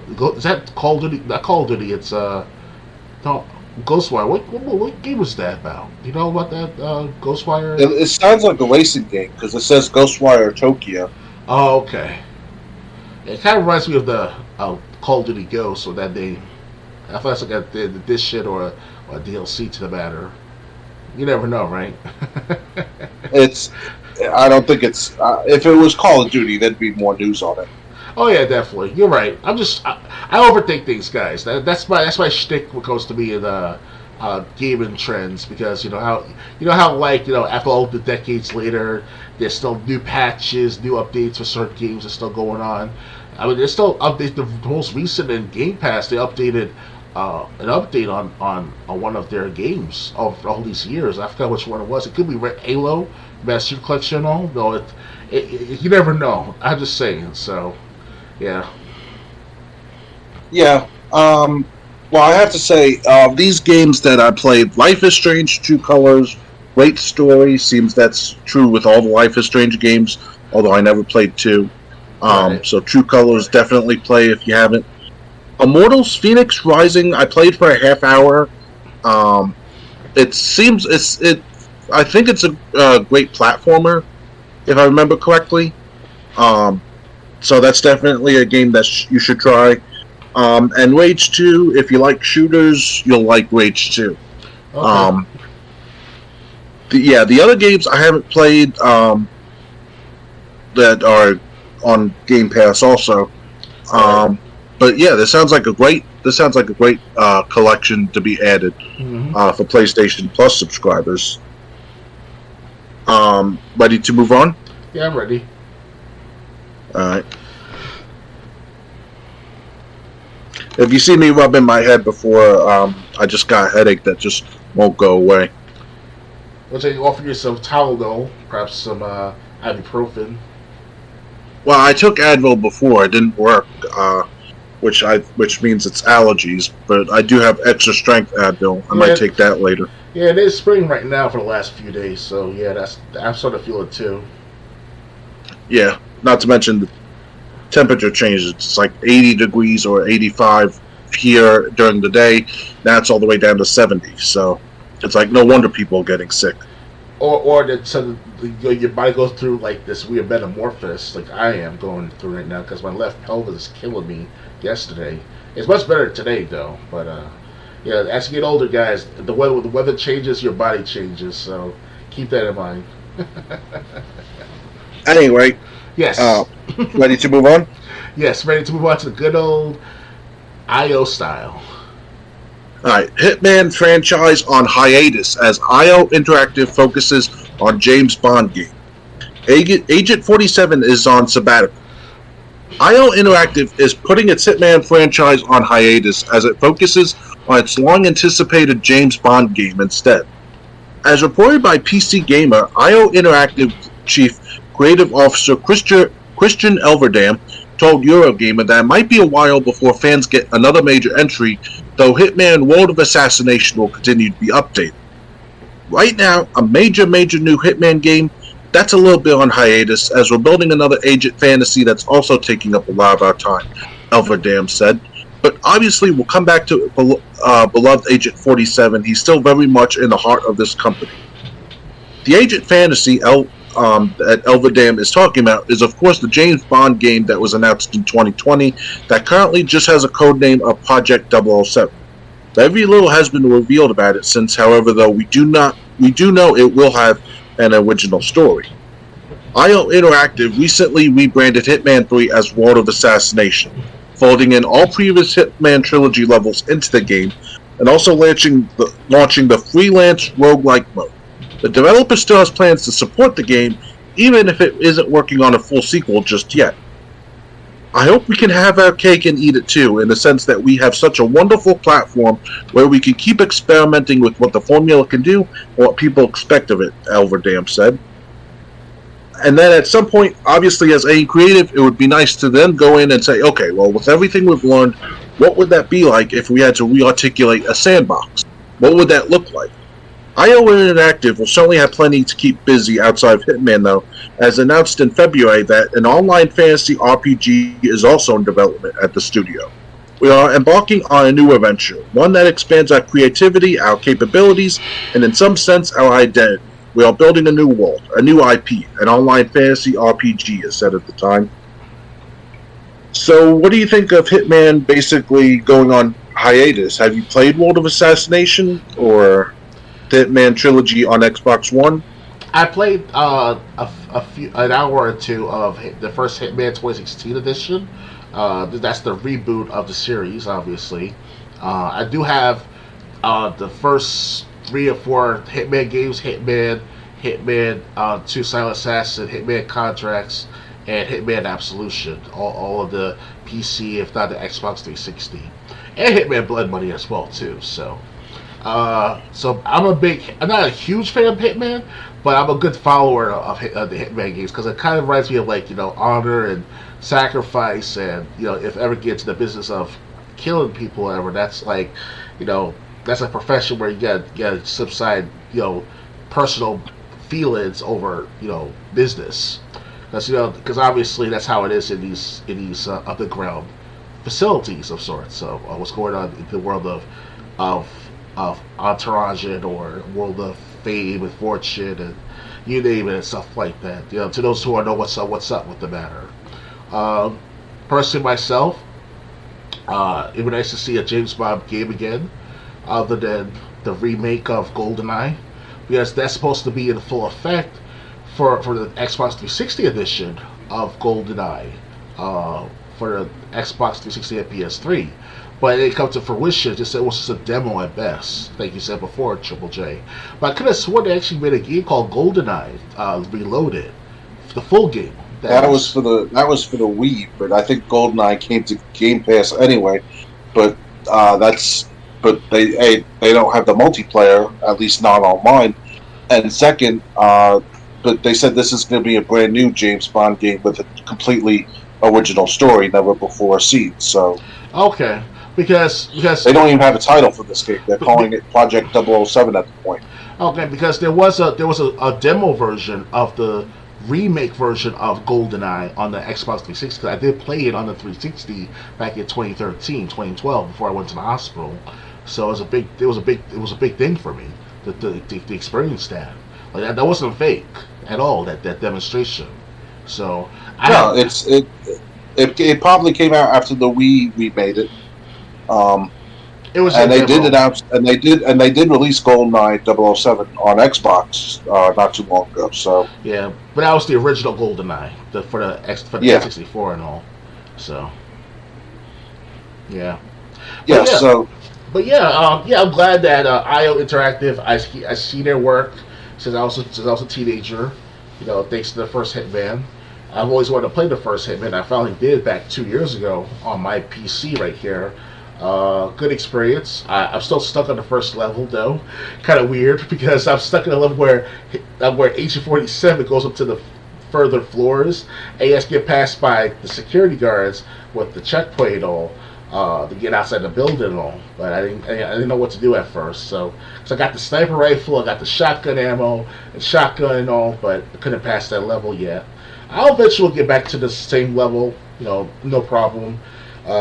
Now, as far as the newer games, I did play, like I said, I played Hitman 2016 for the first hour or two, and I took my time with it. I was the real assassin of that moment, because if I were to be this, assassin in the world or whatever, I like to have my Big Mac, at 3 o'clock in the morning on my pay night, and not to hear constant killing and chaos and massacre in the streets and stuff like that. So that's my shtick, you know. I like peace and quiet when eliminating my enemies or stuff like that. Because you see me in the gameplay, I was like, patience, guys, patience. Gotta have patience, you know. Yep. Yeah, you see it on my channel, my YouTube channel. So yeah. Well, I've done the same thing. I've streamed Hitman World of Assassination. Yeah, I have a lot of fun with it. But I'm interested in seeing what this James Bond game is going to be and what this role-playing game is going to be. Yeah. That's all I have to say. Ready to move on? I'm ready. All right, next. Hold on. Okay. And all right, next one. New Nintendo Switch Online update includes Kirby's Dream Land 2, Burger Time Deluxe, and more. Nintendo has revealed that Nintendo Switch Online subscribers now have access to 4 new games. More specifically, subscribers can play Kirby's Dream Land 2 for Game Boy, Burger Time Deluxe for Game Boy, Side Pocket for Super Nintendo, and Xevious for NES. This new game drop comes just a few weeks after the latest, which saw Nintendo add Metroid Fusion for Game Boy Advance to the service for Nintendo Switch Online expansion pack subscribers. Check out these 4 new Nintendo Switch Online games in the trailer below. Save the day on the Rainbow Islands in Kirby's Dream Land 2, and feast on arcade action in Burger Time Deluxe, both of which are joining the Game Boy Nintendo Switch Online collection. Nintendo's description of the trailer reads, plus run the table and side pocket on the Super Nintendo, Nintendo Switch Online library, and scroll your roll-in Xevious on the NES. All 4 of these titles are available for Nintendo Switch Online members to play today. These 4 titles join a list of dozens more in the full Nintendo Switch Online library. You can check out every NES, SNES, Game Boy, N64, Sega Genesis, and Game Boy Advance game available via Nintendo Switch Online in our running list here. Have you played any of these games? Which games again? I'm sorry, my friend. Kirby's Dream Land 2 for Game Boy, Burger Time Deluxe for Game Boy, Side Pocket for Super Nintendo, and Xevious for the Nintendo. I actually, at one point, I did own a copy of Kirby's Dream Land. If you heard to the very first Kirby game for the No, the Game second Boy. one. Okay. The second. Okay, not Dreamland 2, unfortunately. I did play the first Dreamland, though it's for the Game Boy original. Yeah, it'd be nice to play them on the Switch again.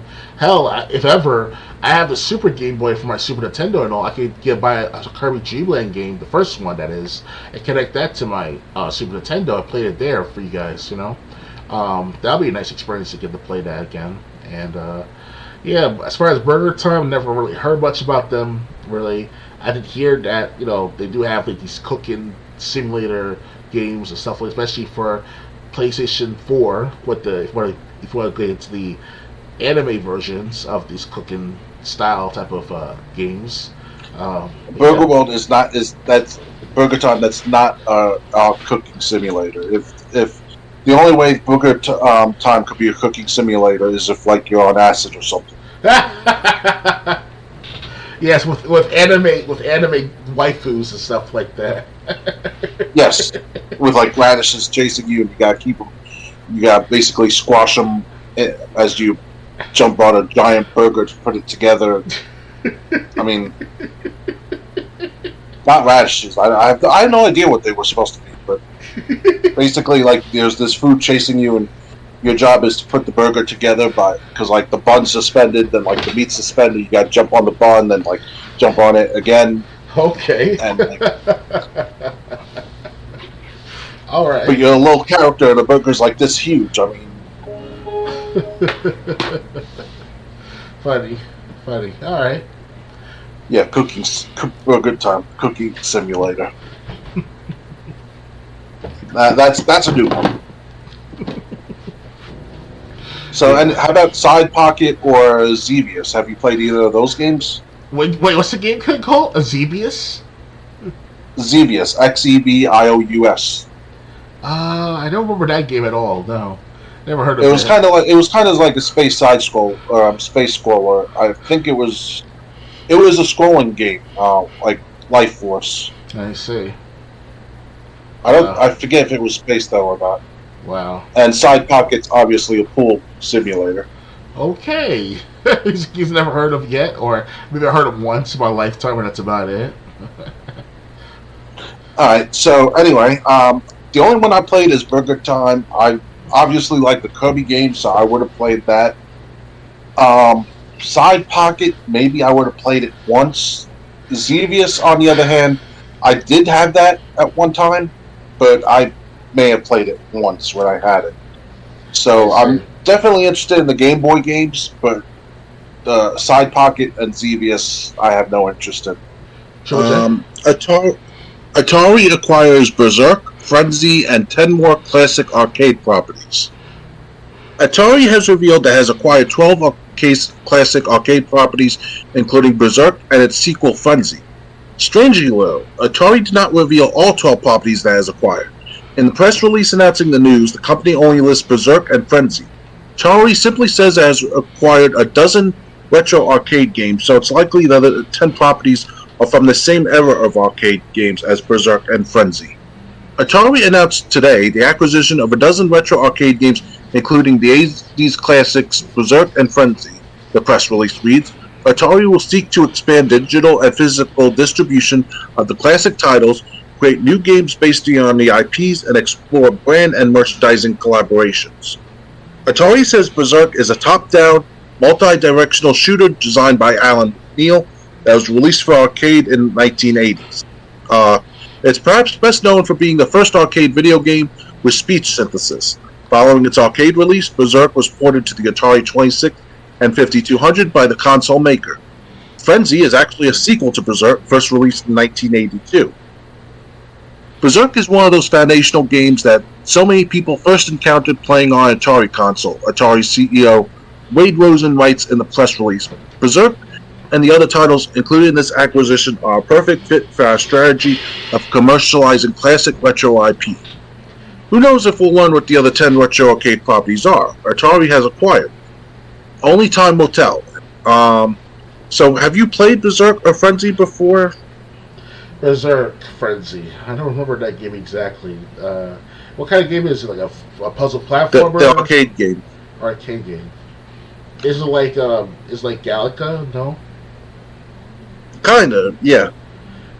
I mean, it's I don't know for sure, but these games were released in the early '80s.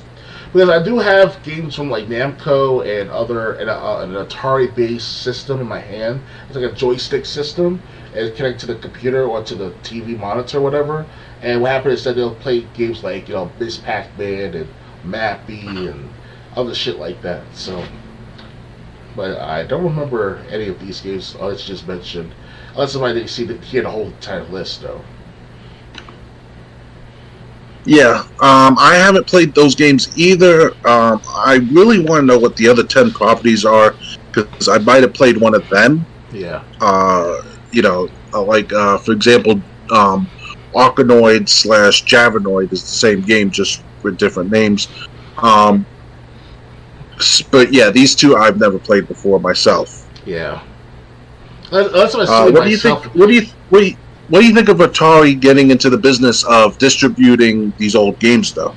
Hey, it's to make some extra money, right? Because there's always a market for older games to play.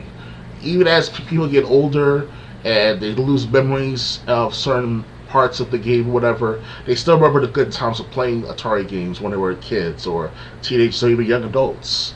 I'm sure there's some even Vietnam veterans out there who probably be like, hey, I remember playing Miss Pac-Man while I was in the Army, off duty, whatever, and shit like that. They'll probably say, especially after coming back home from the war effort, stuff like that, But as far as like the average everyday gamer like myself, a hardcore gamer at best, it'd be nice to play a Miss Pac-Man in the arcade form on the arcade machine.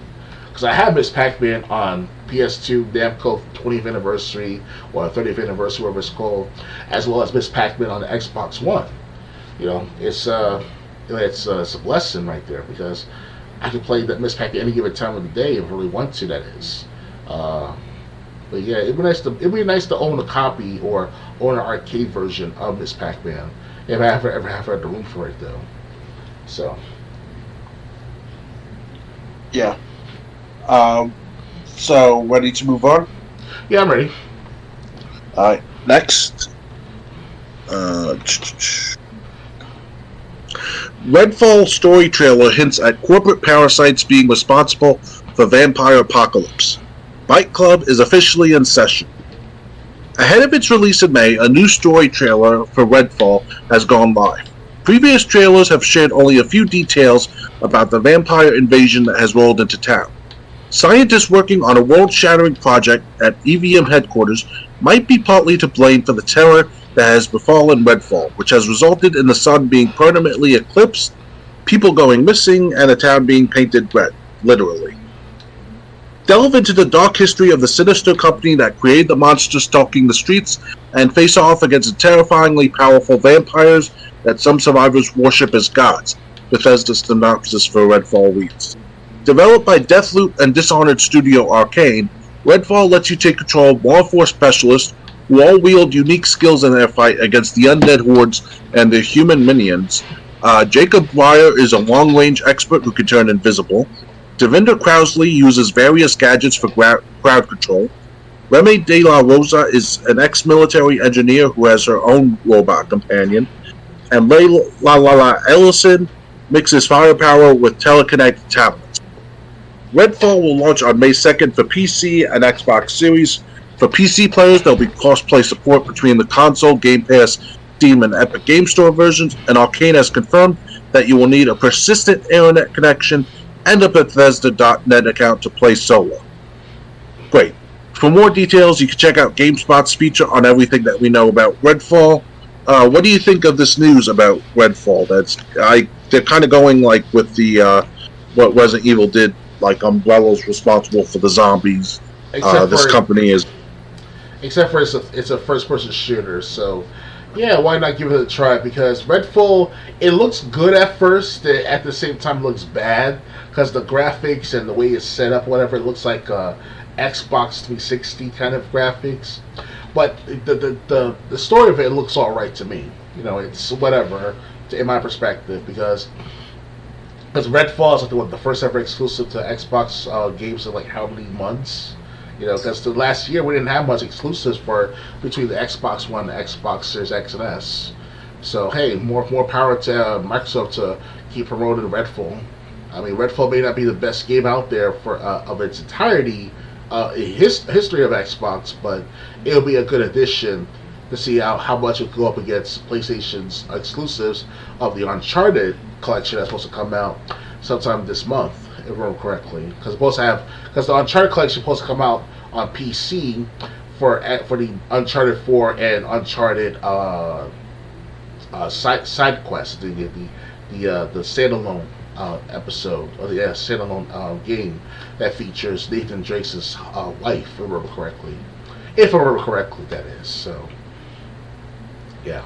Yeah, I just don't like that they said you're gonna need a internet connection to play both the single and a Bethesda.net account to play the single player. Though. Yeah. I hate games that do that.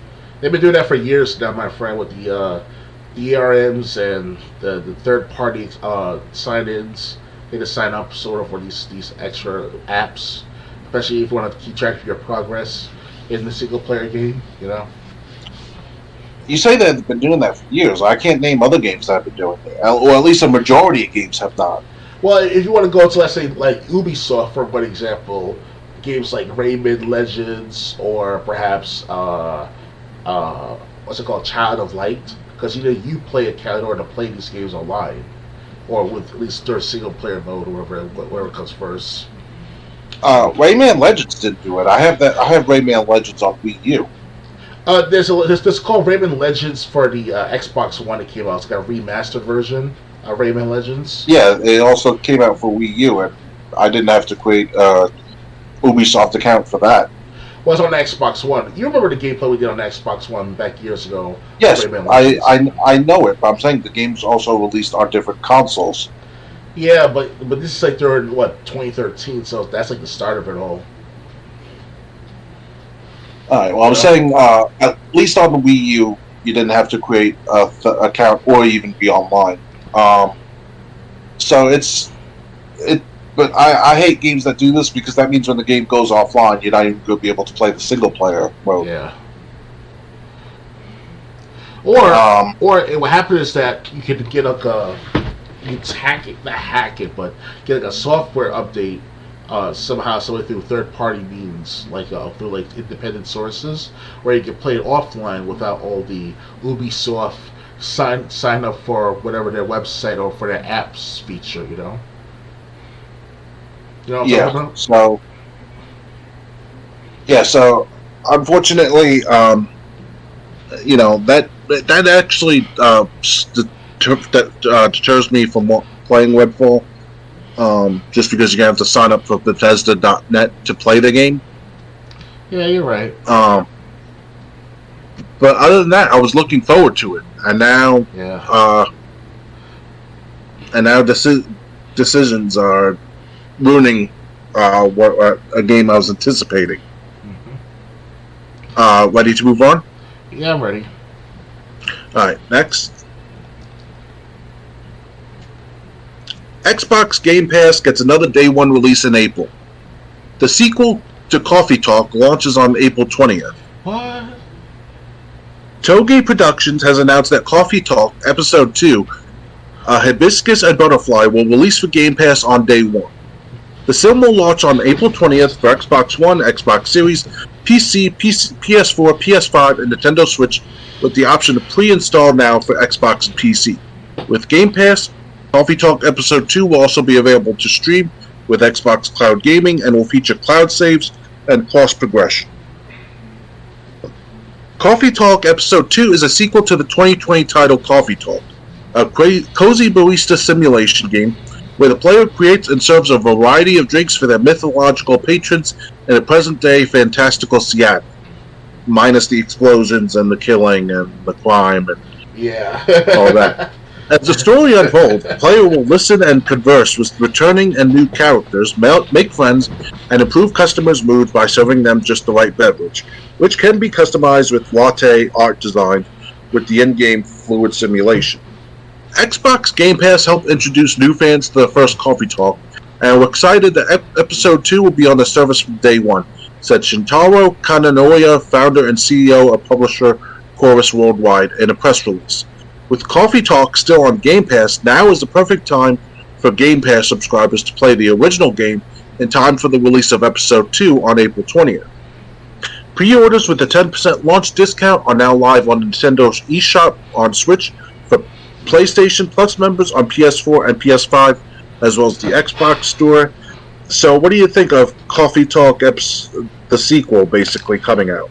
That surprised me right there. I did not know about that Coffee Talk 2, or Episode 2 of Coffee Talk, because I thought it was just a standalone, one game of itself, and that's about it. A one-off, and that's about it. Because personally, myself, I played so far 3 hours of Coffee Talk. I did the first hour with you guys back a couple of years ago on my BitChute channel. You can check it out over there. Or on my old main channel of YouTube, Dr. Games 101A. But yeah, with the Coffee Talk itself, it's not bad. It's like playing Cafe without the puzzle platformer. It's just like a social experiment talking simulator of sorts. And you're mixing this coffee shop guy, serving coffee, making designs of your lattes and stuff for certain customers, and make sure you get your order right properly, hopefully, and you get to know what's going on in the tower and all. And Frida is the main character of the Coffee Talk, kind of like a Catherine, but with the feminist version of it, Because Frida, she's like this woman with like green hair and not wearing a bra and shit like that. Like, what's going on here? Then it turned her into a blue hair feminist, wannabe, That's my perspective, of course. But she's already looking in the game. I'm not trying to downgrade her looks, but it's kind of like they're trying to bring in new players to play Xbox and stuff like that. So good move on Microsoft's part to make it that open to people to play this game. So on their system. Yeah. The only thing I hope Coffee Talk. The first Coffee Talk, it seemed there was more talk and less coffee. I hope there's more actually making coffee in this game. Really? Because I did like the system that was in that. You got to. It just felt like it was like 80% coffee or 80% conversations, 20% making coffee. Pretty much. But I liked the system that they had, especially when customers said, "Give me something sweet and light," and you basically had to. It showed you like how sweet the drink would be, depending on what ingredient you added. Like hot chocolate with. So I just hope there's actually more making coffee in this game, and not as much conversation as the first game. What's so hard about making the latte artwork? It's very hard. That's the hardest part of the game, to make the latte artwork. You know how to do that. Yeah, well, you're using an analog stick. I mean, but I don't know how they do it, but you do it though. And I'm sure that's like at least like 0.01% of all players playing that game in order to do the latte artwork in the game. Yeah, that also seemed like worthless add-on just because. I don't remember anyone actually requesting latte artwork. Yeah. In their drink. Yeah. It just seemed like making the drink was an afterthought, and I just hope there's more of that in this episode too. Yeah, I hope so too. I'm very surprised after 2 years later they make an episode 2. I'm like, wait a second, it's been 2 years now. Now you want to make an episode of it? Like unless they left off of the cliffhanger at the end of the game or something. Then I can understand, because I'm still in like 3. Yeah, it was kind of cliffhanger. They tied it up at the end. Okay, all right, so it's worth it then. But I mean, your character really just continued to work at the barista as a barista. So, will Frida return? She could. I mean, she was the last I heard. She was when I finished Coffee Talk. She continued her job as a coffee shop, if I remember correctly. Yeah, she's like this book publisher, book author, that's trying to write a book. No, that was her friend. Okay, because Frida was trying to make a story or write a story or two or a book or something. That was her friend, because he listened in on conversations, trying to get inspiration to write a story. Yeah.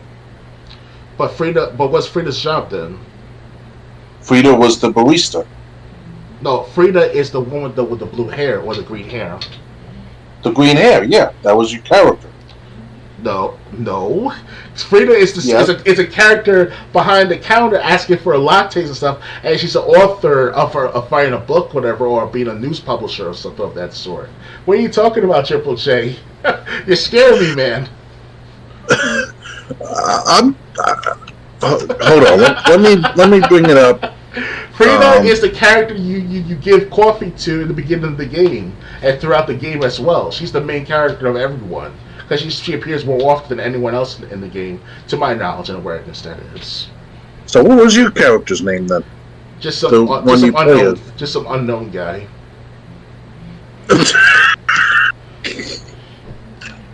Like, you are you in the game, pretty much. Just act like a barista. That's about it. Frida is a consistent customer of that establishment. All right, let me look this up. Every character. You're confusing the audience, my friend, Triple J. Okay, so the green-haired hippie was a customer.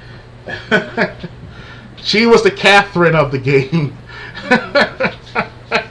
Well, without like the good looks of it, though. I mean, she's like all right looking. Like I said, she was the hippie of the game. Pretty much, yes, the hipster. Because it's like you're running like Starbucks. There's a difference between hipster and hippie. Hipster, hippie, what's the difference? Hipster is someone who thinks they're cool. Hippie is someone like that usually has rainbow-colored hair just because. You still got the hip in it, you know.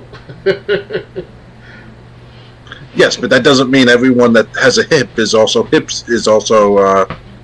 hipster or a hippie.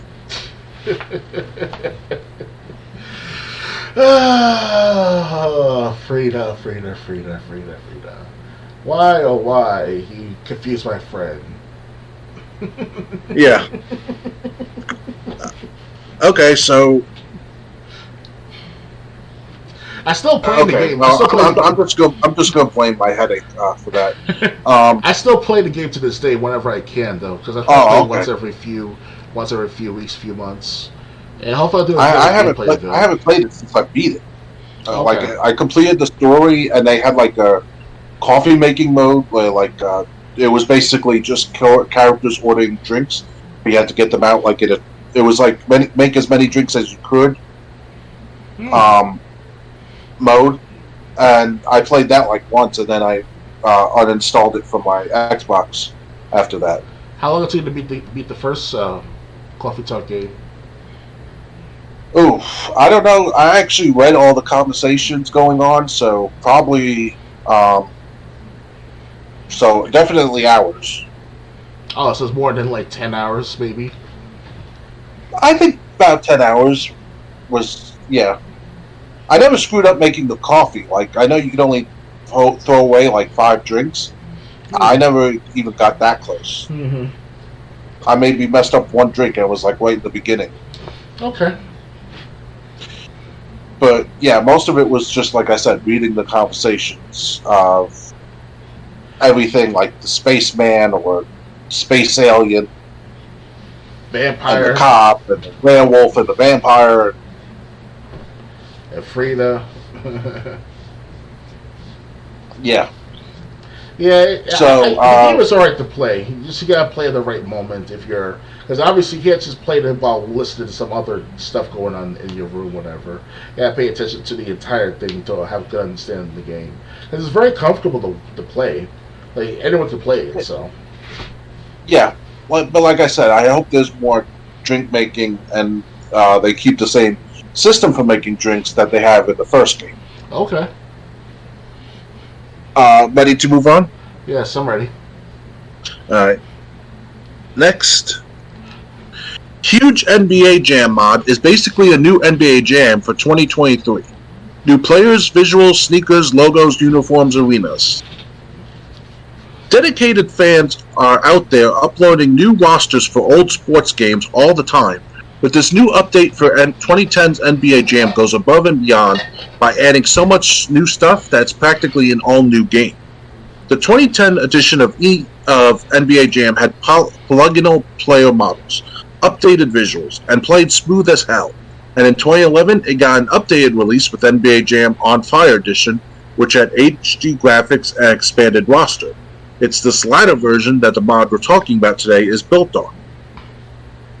NBA Jam Legends on Fire Edition, which is out now, completely transforms the 2011 release by bringing in new rosters, uniforms, player heads, team logos, arenas, sneakers, authentic accessories. Players will be wearing compression and shooting sleeves in the game if they wear them in real life, and even new arena backgrounds. There's also a new campaign with the original's road trip edited, and then joined by historical scenarios you can relive in a 2v2 setting. The new roster is, as the name suggests, a mix of current players and the superstars of yesteryear. For example, 4 Lakers teams, an 80s squad where you can flip between Kareem, Magic, James Worthy, and Vlad Divac, an early 2000s Shaq and Kobe duo, a late 2000s Kobe and Paul Gasol team, and a 2020s option featuring LeBron and Anthony Davis. And the 3 Bulls squads are Jordan and Pippen from the late 80s, Jordan and Pippen from the 90s, then Derrick Rose and Joakim Noah. I love this. I love everything about it. The new stuff is blended so seamlessly with the original content that, like I've said, this feels more like NBA... Hold on.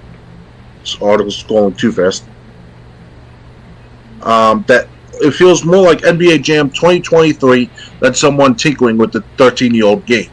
Which is as much a compliment to Legends on Fire's creator as is the developers of the 2010 game themselves, who it turns out have very quietly made one of the most timeless sports video games ever released. NBA Jam Legends on Fire Edition was made using the PS3 version of the original, so to play it, you either need to emulate it or play on a jailbroken PlayStation 3. Did you ever play the reboot of NBA Jam or any of the NBA Jam games? I played the Sega Genesis version back in the 1990s, but I didn't come up with the newest one so far this year. Really? They came out with one on Xbox 360 like in 2010. That's the last one so far. Yeah, and then players modded it to make it more current. But like I said, they also kept players so like you can play as Jordan or you could play as LeBron. Okay.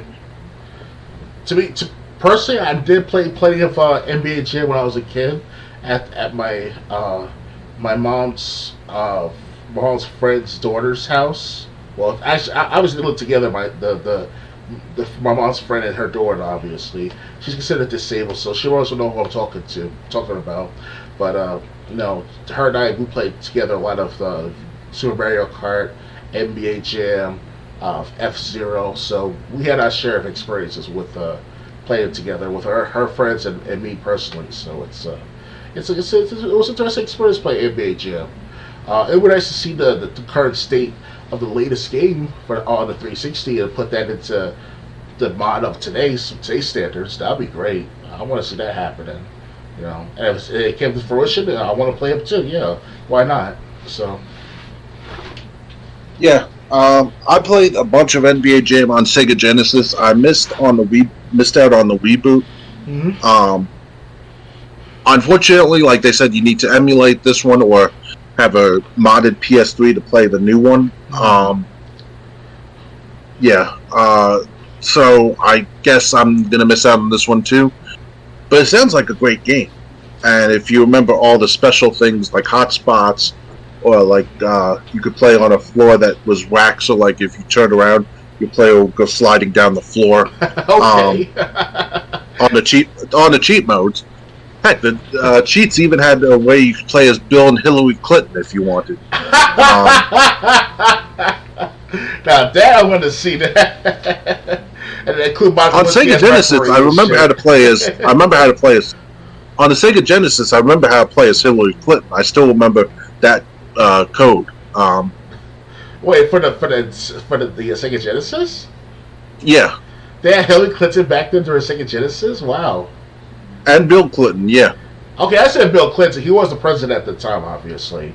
But Hillary Clinton? Right. Wow, that's... Yeah. Hey, why don't include Monica Lewinsky as an add-on for the later developers? As a special guest referee or some shit. That I want to see the latest one. For anyone out there who wants to know the Hillary Clinton code, which I memorized, you had to go to the initial entry, highlight H, hold start and hit A, then select C, then select a blank space for the third character, and if you entered the H correctly, any team you pick will have you controlling Hillary Clinton. Funny. Okay. I don't remember I don't have the code memorized to play as Bill Clinton, but I remember there was Hugo the Space Alien. You could play as Benny, which had a cow head. Okay.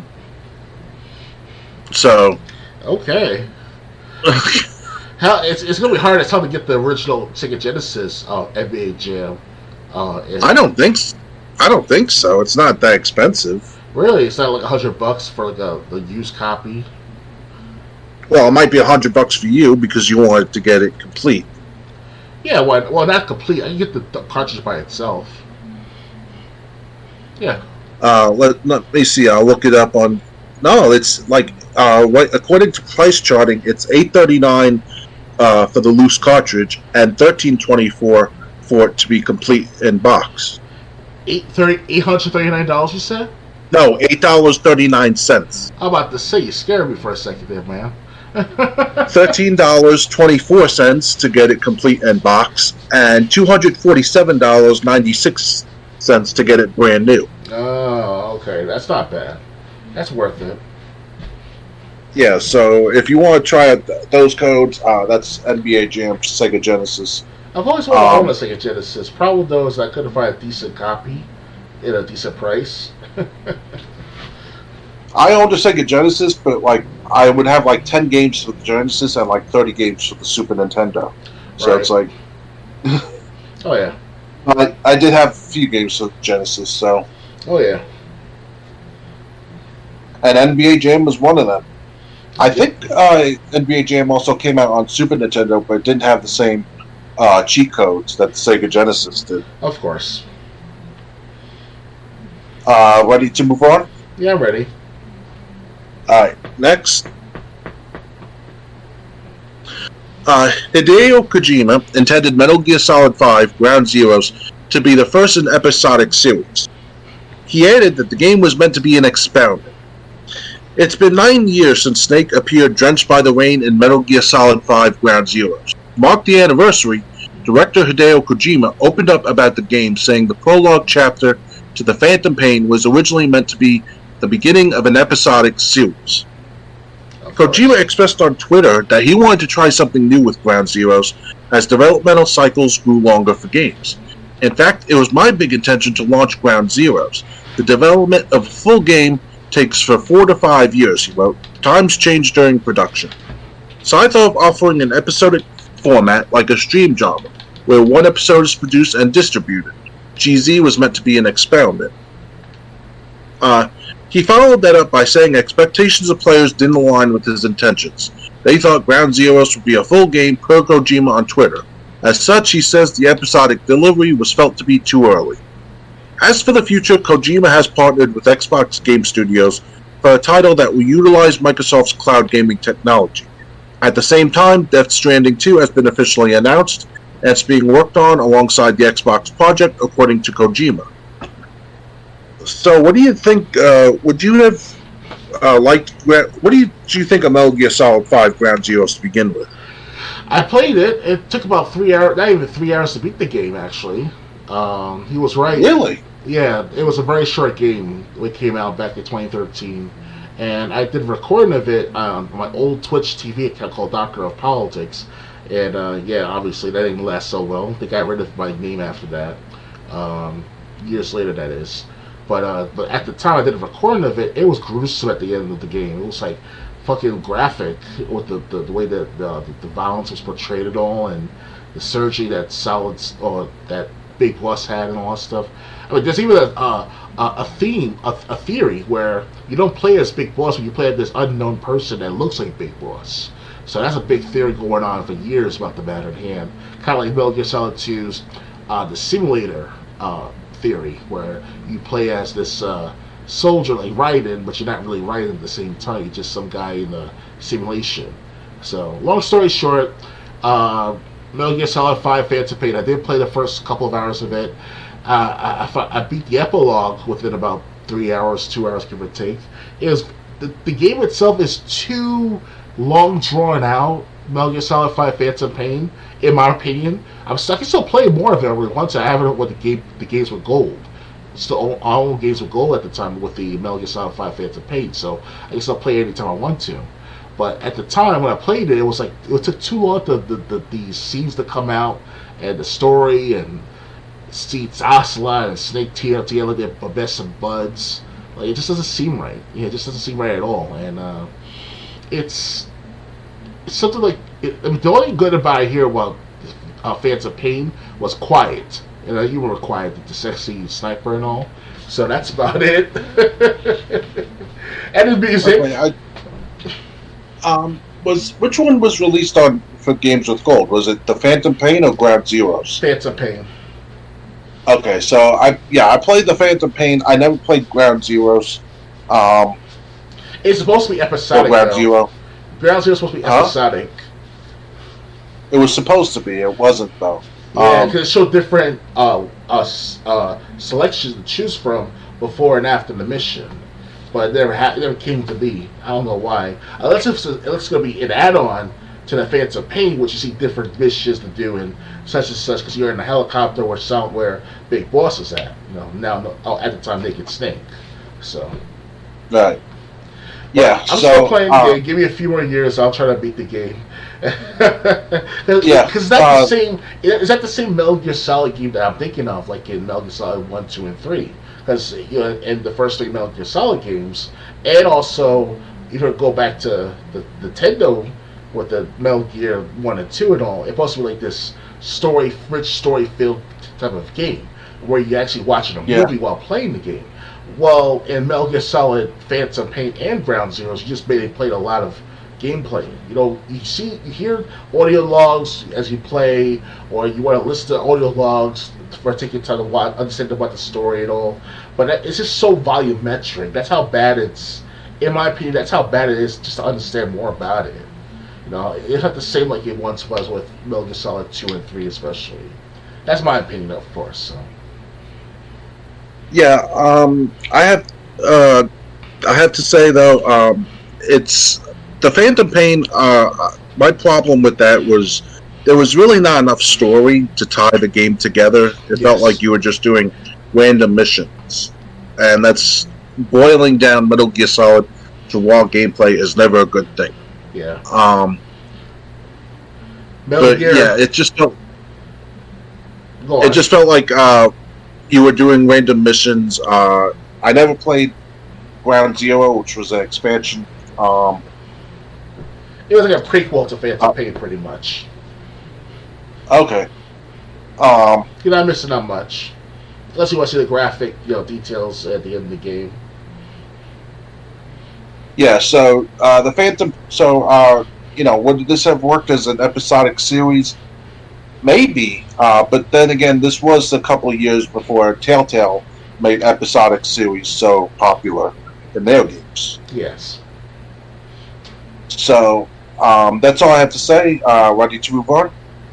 I want to say to you guys that if ever I'll do a recording, maybe one time or two in my lifetime of if I'm still alive to this, up until my old age, I'll do a gameplay interview with you guys if I'm still at it.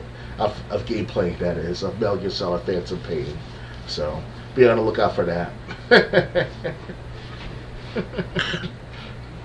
Ready to move on? Yeah. Alright. Next.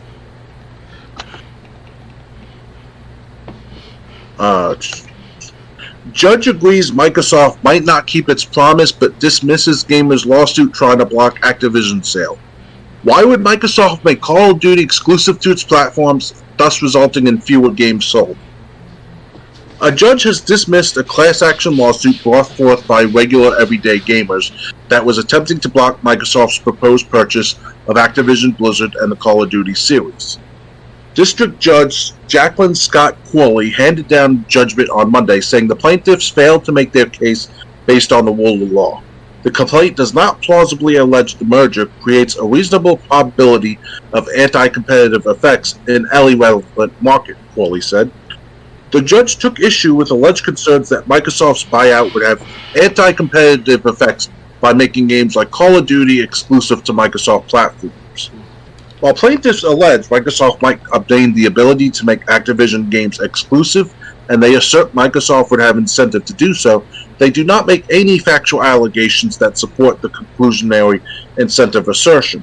Why would Microsoft make Call of Duty exclusive to its platforms, thus resulting in fewer games sold, Coley said. What is it about the console market or PC games market and Microsoft's position in those markets that makes it plausible there's a reasonable probability Microsoft would take such steps? This is what Microsoft itself has been saying for a long time, which is that it makes no business sense to remove Call of Duty from PlayStation. Corley also took issue with the allegation that a merger could lead to higher prices, less innovation, less creativity, less consumer choice, decreased output, and other anti-competitive effects. The plaintiff's claim was insufficient, Corley said, adding that the plaintiffs failed to explain why and how any of that would be true. The plaintiffs also claim that Microsoft's past behavior of failing, by their estimates, to keep promises to regulators was another reason the deal should not be allowed to go through.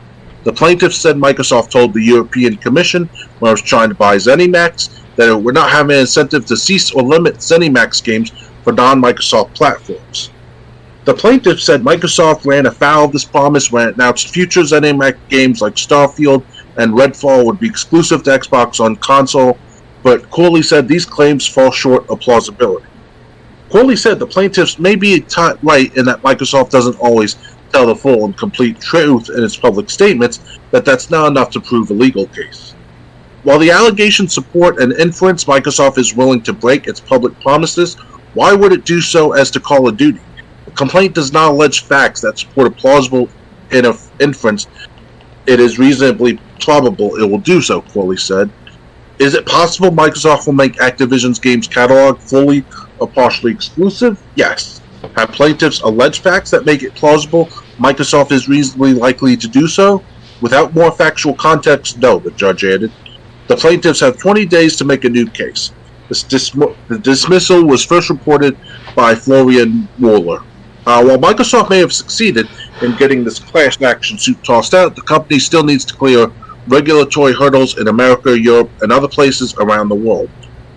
So what do you think of the judge basically dismissing the class action lawsuit trying to block the merger? Well, it's a good move on the judge's part because business is business. It's still going to continue. The mergers will happen eventually, even if it takes another year or two. It will eventually happen. It's a big purchase by Microsoft, so they got to go do this to get it out of the way. Otherwise, they're going to get affected by this financially in the long term. Because $70 billion, $60 billion, it's not something to just throw away just for the sake of throwing away, And whoever these gamers are, they're trying to block the lawsuit and all with Activision and Blizzard Activision and stuff. I have to say, they either have no life or that they really are a big dedicated fan to the Blizzard Activision games like World of Warcraft and what's it called? Even Final Fantasy 14, remember correctly? I think Final Fantasy 14 is owned by Activision, right? Or is this some sort of connection to the game? No. I don't think so. I'll check. Because I know that World of Warcraft is connected with Activision Blizzard. World of Warcraft is. But Final Fantasy 14, I think it has some connections with other systems or other companies. So I could be wrong. I'm checking. It doesn't say who developed it. That's weird. Well, so forget about Final Fantasy 14 then for a moment. But definitely, guys who play World of Warcraft for how many decades so far, I understand the feeling. Like, you don't want this to be like fucked up by Microsoft in any way, or it's the other way around where you don't want it to be fucked with by Microsoft altogether. It's something. Business is business, guys. You can't stop business. You can't stop progress like that. You just can't. That's all I gotta say. Yeah, I'm glad the judge threw it out. No, it says the developer and publisher of Final Fantasy 14 is Square Enix. So Activision Blizzard doesn't have anything to do with Final Fantasy 2014 or Final Fantasy 14 rather. Yes, but I'm glad the judge threw it out. Like I said, I think too many people are making hoopla about something that doesn't need to be made big deal about, especially when Sony said they just want to block the merger. They don't care about Call of Duty one way or the other. Yeah. So, I'm glad the judge dismissed this lawsuit. It's one more win, I guess, in the column for Microsoft trying to get this merger done with. Anything else to add, or ready to move on? Yeah, ready to move on. Okay. Hold on. Alright, next. Xbox Game Pass gets 2 more Day 1 releases in March. MLB The Show 23 and Infinite Guitars close out Xbox Game Pass in March. Microsoft has announced that 2 more titles will be coming to Game Pass in March, with both these games being Day 1 releases. Baseball Simulator MLB The Show 23 will launch on March 28th for Xbox consoles and cloud-compatible devices, and on March 30 you can grab an axe and rock out with Infinite Guitars on Xbox consoles, PC, and cloud on March 30th. Formerly a PlayStation exclusive, this is the second year that MLB The Show will be available on launch day on Game Pass. And if you're looking to hit the field a few days earlier, Game Pass members can get 4 days early access on March 24th by purchasing the Early Access Bundle. This year's edition of MLB The Show will also be a history lesson, as it introduces the Negro Leagues to the game in a brand new game mode. Storylines. 8 players will make up the first season of the Negro Leagues content, which has been developed in partnership with the Negro Leagues Baseball Museum, and the game will also be available on PS5, PS4, and Nintendo Switch. Infinite Guitars is described as a rhythm RPG featuring vibrant anime-inspired art and an original soundtrack, and is one of the few people who can turn the ride against deadly metal war machines. You'll have to gather a party and tune your axe for the battles ahead. Beyond that, this week we will also see the release of Ni no Kuni 2, Revenant Kingdom, the Princess Edition on console, PC, and cloud, and on April 12th, Supernatural Adventure Ghostwire Tokyo they'll officially launch on Xbox Series after being a PS5 exclusive for the last year. The game will also be available on Game Pass for PC. As usual, you can expect several games to leave Xbox Game Pass on March 31st to make room for the new arrivals, so you only have a few days left to play Double Dragon Neon, Chinatown Detective Agency, and several other titles. So are you interested in the MLB The Show 23 or Infinite Guitars? But the MLB Show I don't mind want to try out. I'm not a big baseball fan like I used to be. Because back in the 90s, I used to watch baseball whenever I can, every time I come home from school and all. But since the 2000s, I stopped watching baseball together. So why not play MLB The Show? Now, as far as this guitar, what's it called? Guitar what again? Infinite Guitars. Infinite Guitar. Is this like Guitar Hero, or is it very different altogether? It's a rhythm RPG, they said. I'm not a big fan of that. Unless it was like Guitar Hero. Here's the thing though. When it comes to these rhythm type of games, I like to play with friends to make it more interesting. Like you, for example. Like we'll play Guitar Hero together whenever, right? But if it's by myself, I'm not gonna play it. I'm not gonna play it at all. So no, I'm not a big fan of that Infinite Guitar stuff. I will play it with friends, but not own it, not play it all fully, by myself. That is. So. But it'd be nice to play MLB The Show. It's I can download it right now if I want to, but it's just not my big interest. Baseball, it used to be, like I said. Well, you can't download it to 28th unless you purchase their early access bundle. Right, of course.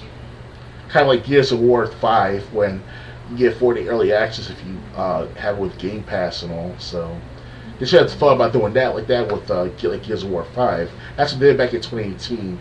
If you own Game Pass, you get 4-day early access. So if they did that with MLB The Show, I would have got a 4-day early access right now. But I guess not. They cut that out. So, what do you think about this game? They said it's going to. It's introducing. I hate using that word because it's too close to the slur. But it's introducing the Black Leagues. Basically, I guess this game's going to showcase famous black players in baseball. Oh, like King Griffey Jr. or Barry Bonds, or even Jackie Robinson. Yeah, that's what I'm taking from the article. That's what I'm interpreting. What do you think of MLB The Show doing that? Well, I think it's interesting. Well, especially it teaches history about the sport. Yeah, because back during the 1960s and earlier, like the black and white teams were separated. They were segregated, and the Brooklyn Dodgers were predominantly black. That's why they have their own league. That's why they have their own leagues, then. Yeah, so it's not offensive. It's not offensive to me at all, no whatsoever. Like back during the 60s and 50s and 40s, and earlier than that, when baseball started to become more popularized in the United States, you had people like Jackie Robinson breaking barriers with the MLB and all.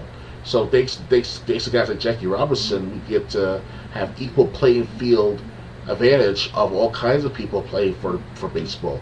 You got Barry Bonds, you got King Griffey Jr., later A-Rod. It's because A-Rod, dude, the guy got a fucking $250 million contract just to throw a baseball and hit a baseball. Like, what the hell's that about? Like, that's crazy shit right there. This back during 2005, 4, 3, 2, give or take. It's crazy. Derek Jeter didn't get that kind of money until in his last 5 years before he retired.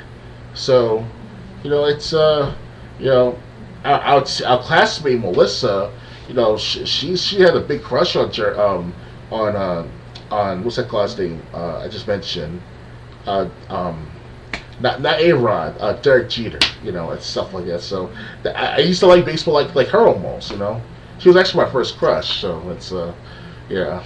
I tried to stay in contact with her after high school, but she went her separate ways, have her own family, so it's whatever, no big deal. But yeah, like like with friends, if we can like the same thing, I can stick with it. But baseball has changed, basketball has changed, wrestling has changed. It's not the same like it used to be. It used to be about passion and about doing the good deed of to play a good, decent game.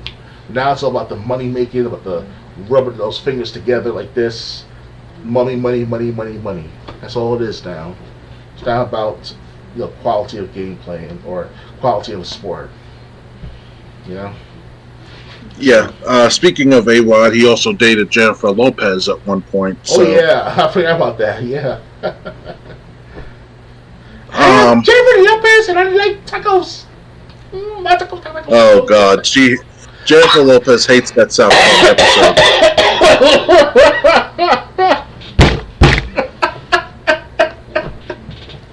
She actually came out against that South Park episode that makes fun of her. Yeah, there's so funny about 3 episodes of Jennifer Lopez South Park. But I heard that I thought it was only one, but I heard South Park even took that episode out of its rotation. Yeah, they did. You have to get it on DVD to get the full episode experience. Yeah, so I like this league. I hope I like this new. I like this what MLB the Show 23 looks like it's going to do, and it's going to be interesting for anyone who wants to learn the history of baseball, especially in this 50s and 60s and earlier. Yeah. So this actually seems interesting. I might actually check out MLB The Show 23 when it comes out on 28th. And speaking of the black leagues you mentioned, stuff like that sounds very controversial. The reason why it sounds controversial or offensive because most people don't know about the history about these black leagues or these black-related matters. It was a big thing back during the 70s and 80s to have new profound players breaking barriers with the home runs and making records of these black, Latino, Hispanic, you name it, all coming in, but it swarms, and it's a blessing. It's like the reason why it's like with comedy almost. People are offended by comedians now because it's not offensive at all because they don't know the history of these or what they explain or what they talk about in their comedy stand-ups. So that's the hardest part of all about appealing to a crowd of people if they don't have the education to understand what the comedian or what the sports industry is trying to expand on. It sucks. If you don't have if people as a whole, as a populace as a whole, can't understand what you're saying, that's a fucked up way to not to get a message across. And if you lack education, you lack common sense and common decency, then you just that's what things just come to crap. That's why comedy is not the same way it was before. Because if anything you say anything offensive, you get to get shot at or get tackled like Will Smith, or was it? Yes, Will Smith slapped Chris Rock the other year at the Academy Awards and stuff. Like how can you do that? Live on camera, unless you're doing it for the sake of ratings. That's what they probably did it for. But if I was told to do that, I would not do it. And especially if my own wife tell me that. My wife will not control me like that. Because that's just pathetic on Will Smith's part. Just to walk up on stage and slap Chris and tell him to keep his mouth shut about his wife and all. Who are you to say that? It's comedy. Yes. Yeah. Do I feel offended by certain things going on TV and the comedy atmosphere and stuff? Yeah. But I'm not going to walk up on stage and punch someone in the face for doing it. Come on now. That's just so tacky. Talk to that person after the awards, after the fact. And same goes with the MLB show with the black leagues and stuff like that. Because people say, "Oh, that's offensive." That means you don't know your history about baseball. I mean, that's why I keep my mouth shut about anything because I know. Well, not everyone. Yeah. Not everyone is a baseball historian. Well, it's not, you don't have to be a historian. It's just the general knowledge. You have to know this stuff by passing it on to other people. If you don't pass it on, people will lose sight of it, and then people wonder to themselves, like, why am I feel so offended by it? You just don't. You just like people have to know. You can't just forget about this stuff. Well, the thing is, the part that I felt like I was would be offensive was that word Negro. Well, that's been off at It's close. It's close to it. While that was a word that was used, it's close to another. It's close to a slur that I've never said, but it just felt like saying that word over and over was, even though that word is offensive by itself. Heck, that's even how you say black in Spanish, although they have a different pronunciation. I just didn't like saying that word over and over, especially as tired as I am. I understand. You are. We come from a background where we were born in a generation where we don't have to experience racism or segregation anymore, because those days are over with. And we're the first generation, technically speaking, Generation Y, or the millennials, to not experience racism or segregation of that directness or of that intensity. So that's a good thing on our part. So as long as we remember it of each of our cultures, to remember that this is what our ancestors or our previous generation went through. We now understand why our parents are acting like, tell us to avoid the white man, or if you're black, or avoid the black man if you're white, and all this stuff that we hear from our previous parents and all. It's like, yeah, it's old news. It's gonna be within 25 years from now. It's gonna be a different nation, the United States. And if we don't bring that culture into the newer generations, or the way things were back, in the 50s and 60s and earlier than that, then it's just gonna be like a lost cause, to understand like how we came where we are now in today's world. So it's something to consider. Right. Ready to move on? Yeah, ready. Alright, next. This will be a good one.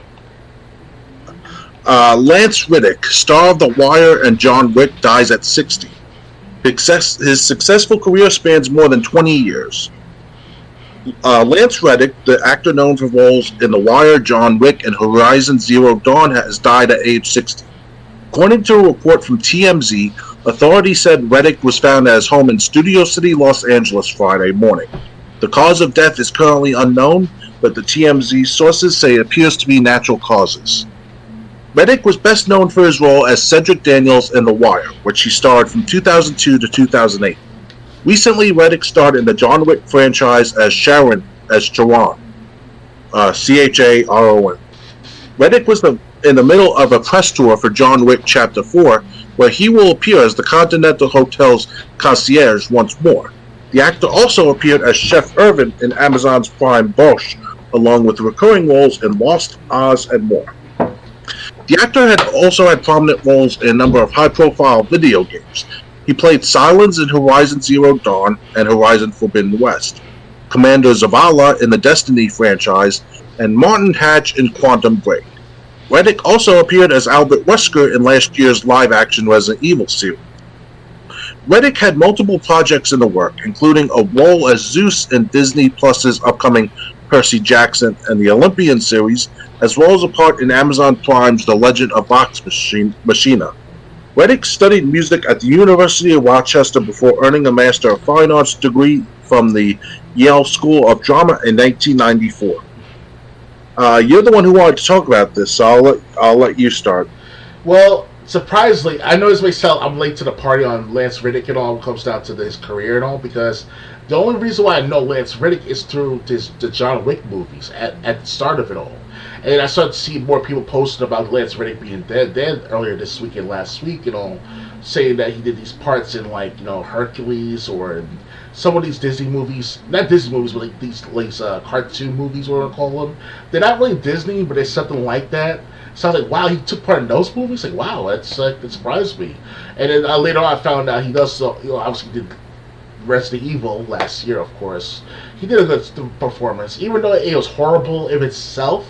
He did a good acting role as Wesker, because obviously, if he was white or something like similar to the Resident Evil 5 Wesker, that would be great, But he did a good job, regardless of the diversity,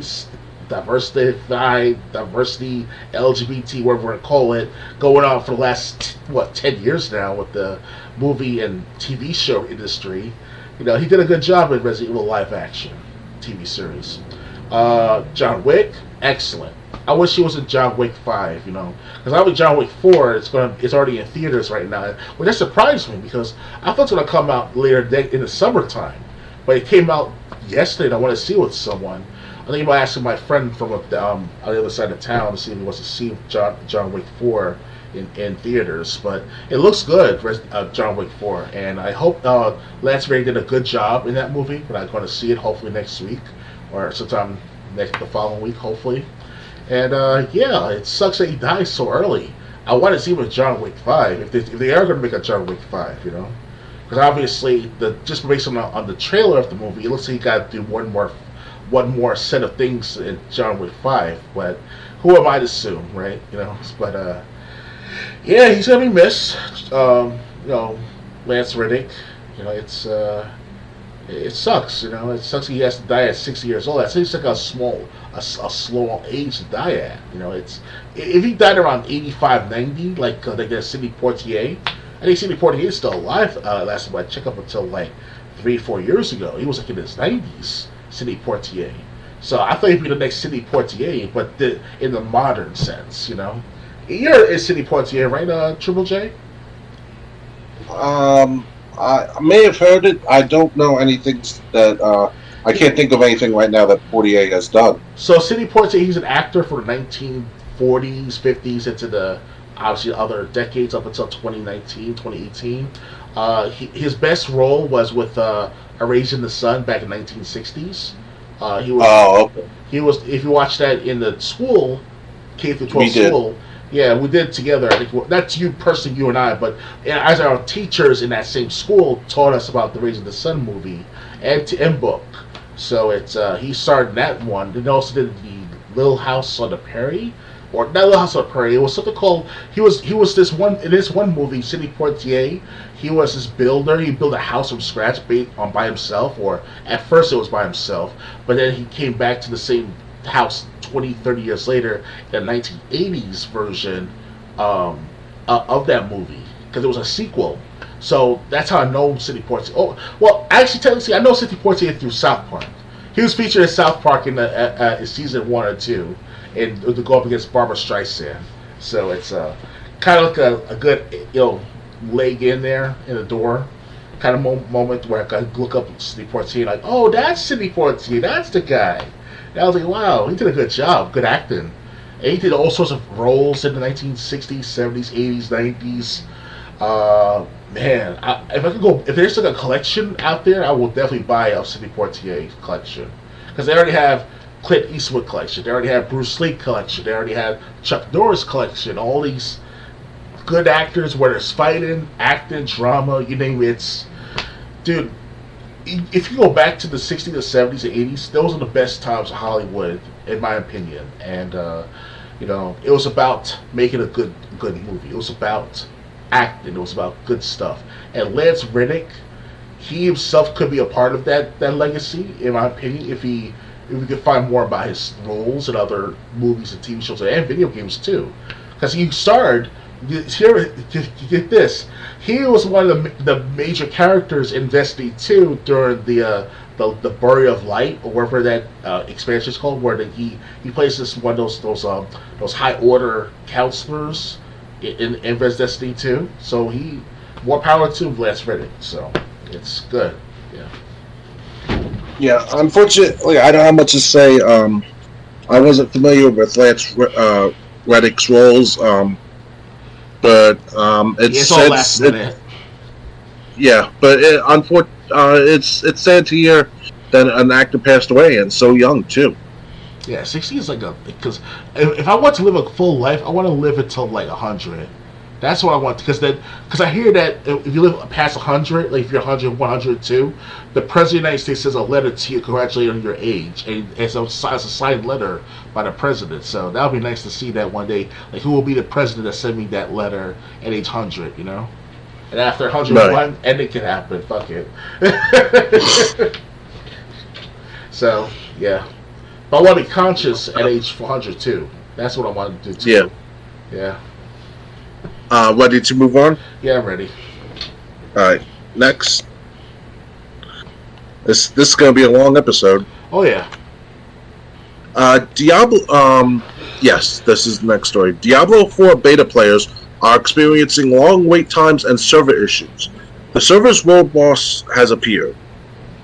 Those hoping to get an early start on slaying the Queen of Succubi have had to wait longer than anticipated, as many players logged on to the Diablo 4 beta servers today to discover long queue times and error codes preventing them from jumping into the ARPG.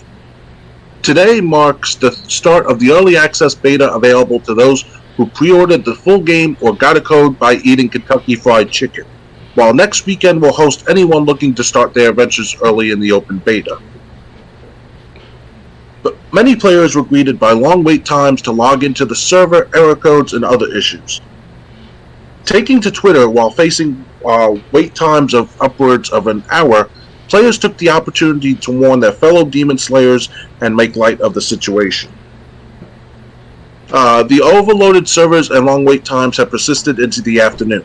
The official Diablo Twitter account recently commented on the issue, saying, "We are aware of the issues impacting open beta early access, leading to long queue times and server disconnections.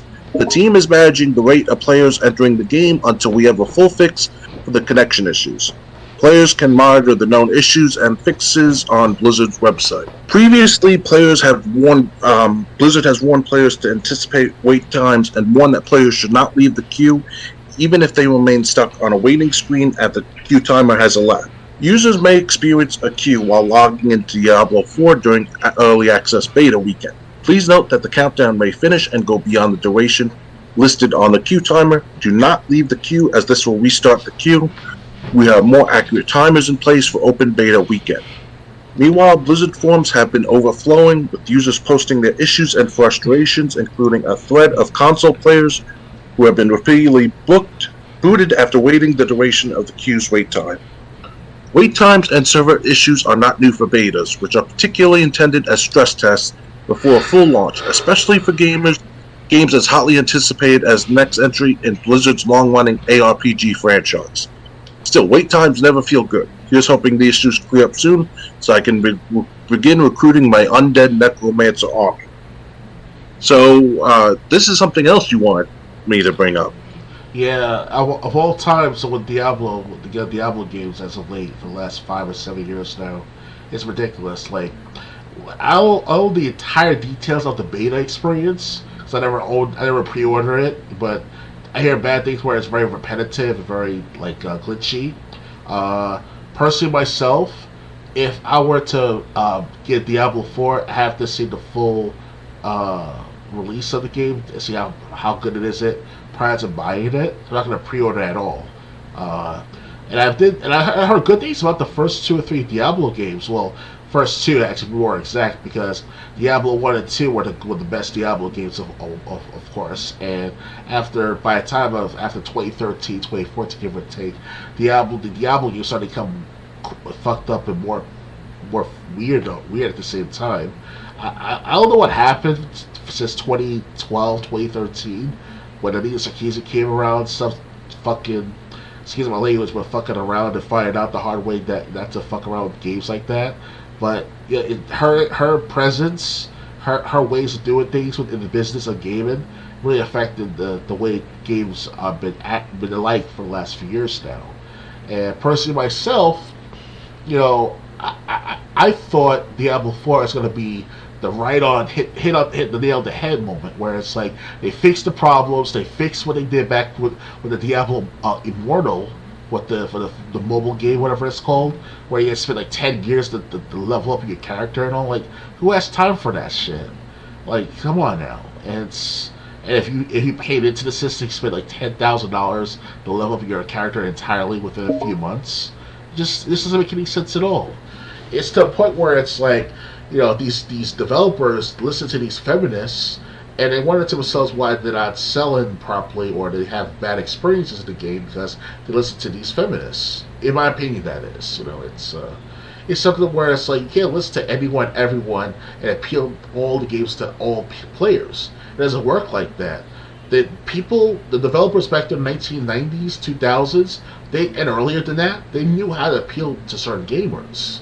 Now they can't do that anymore. They start to appeal to everyone, include every player or every person that wants to play games. So it's not going to work well. So Diablo 4, yes, it's in the beta stage. Obviously, it's going to be released sometime later this year to the full release. But at this rate, I don't think it's not going to do well in its full release moments. So.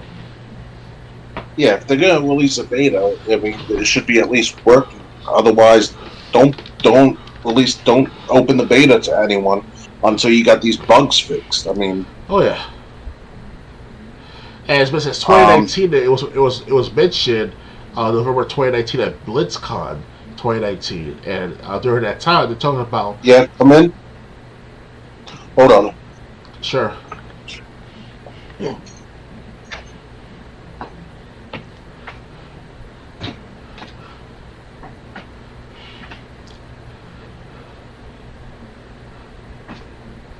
Going on.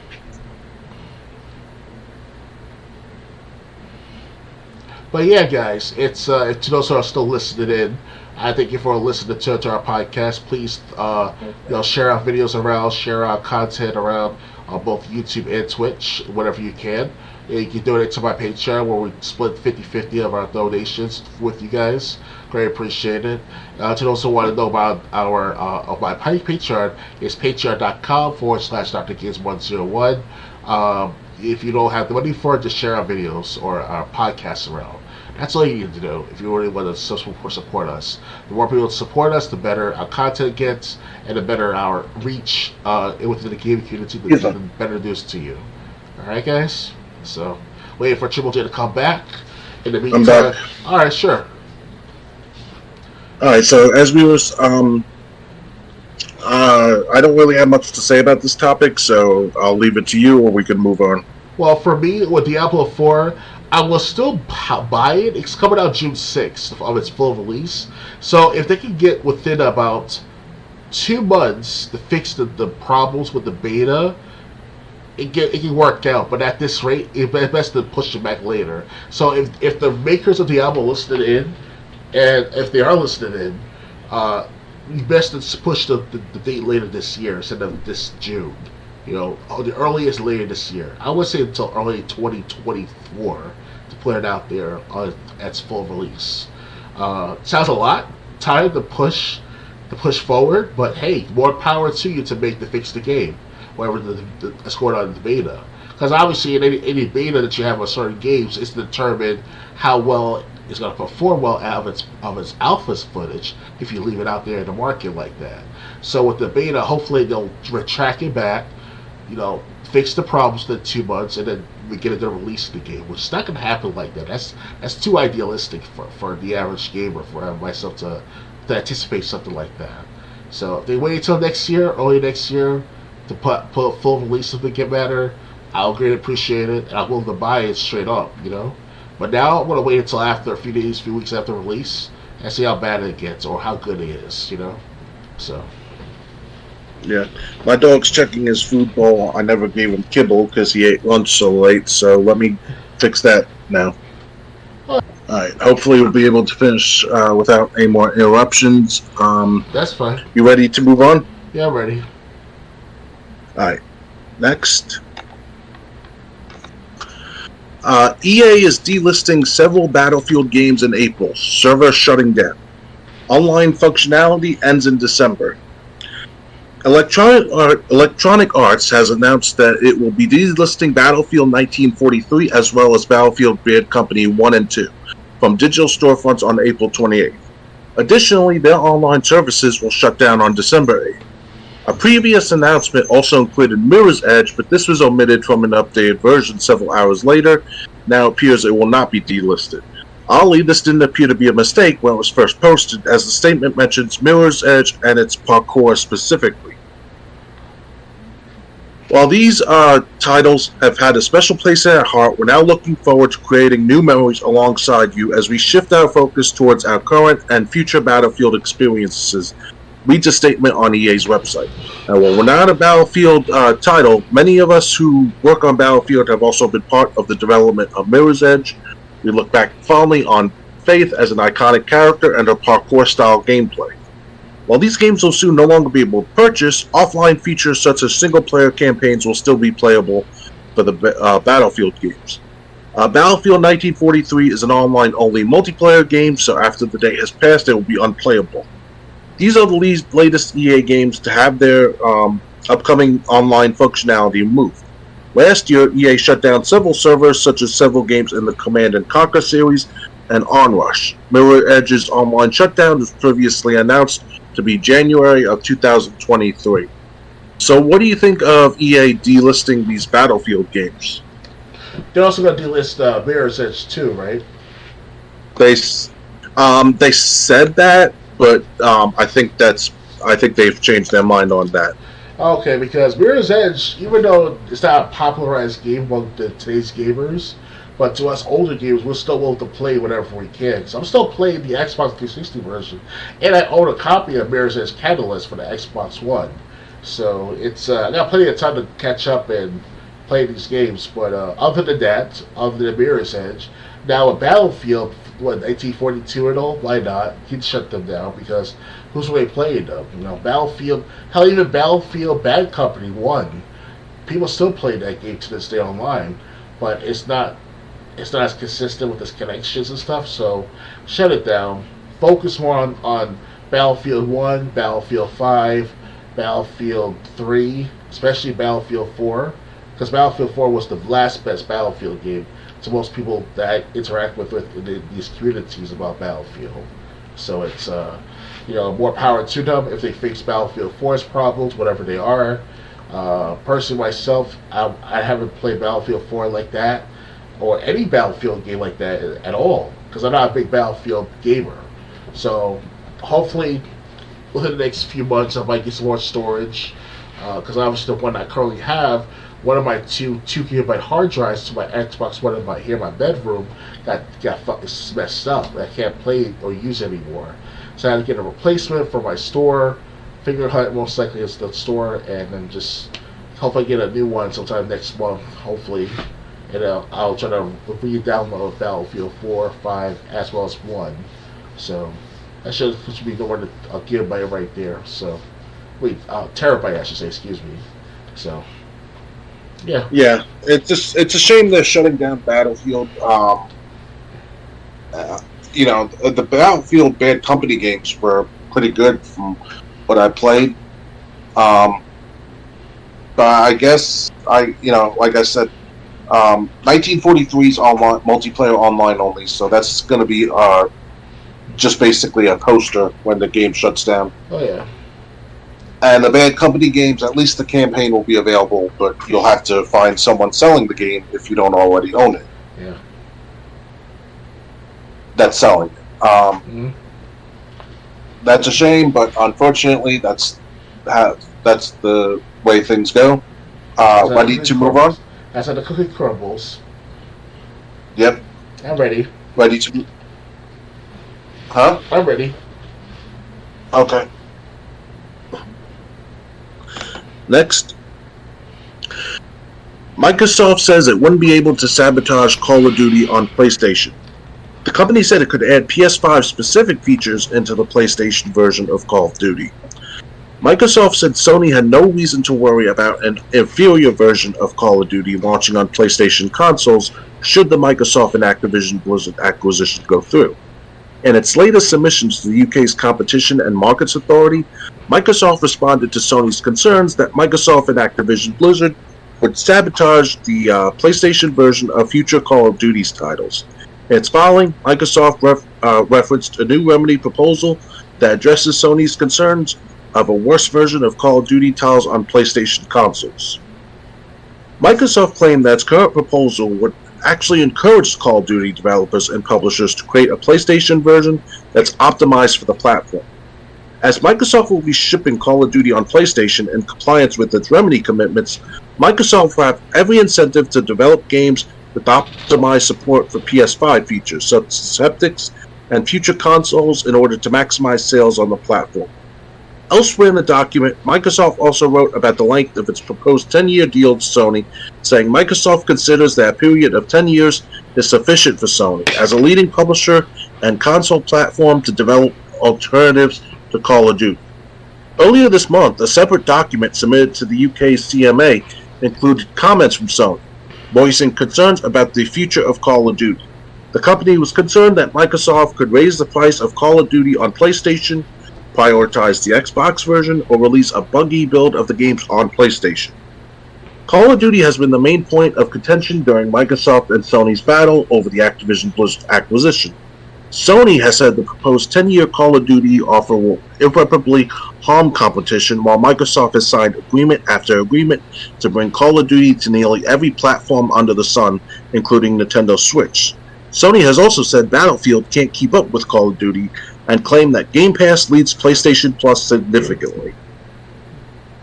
So what do you think about Microsoft saying they wouldn't be able to sabotage the PlayStation ports of Call of Duty if the acquisition goes through, and that was Sony's concern?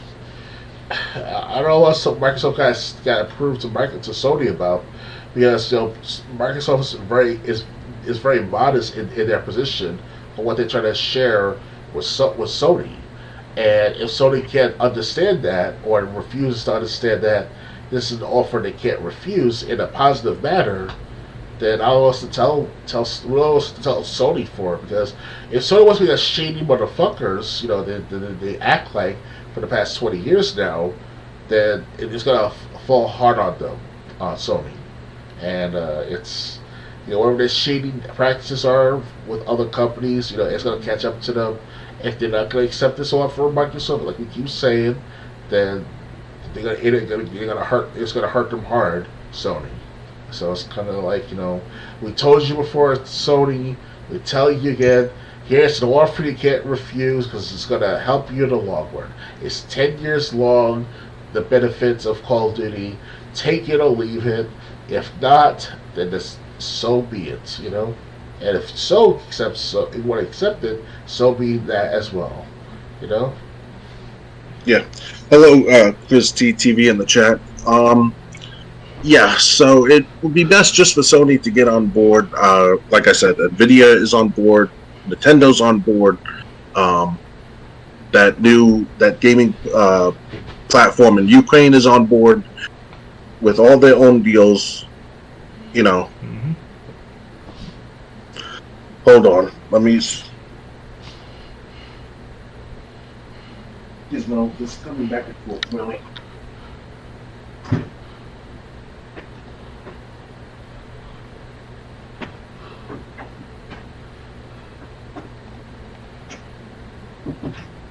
Go lay down.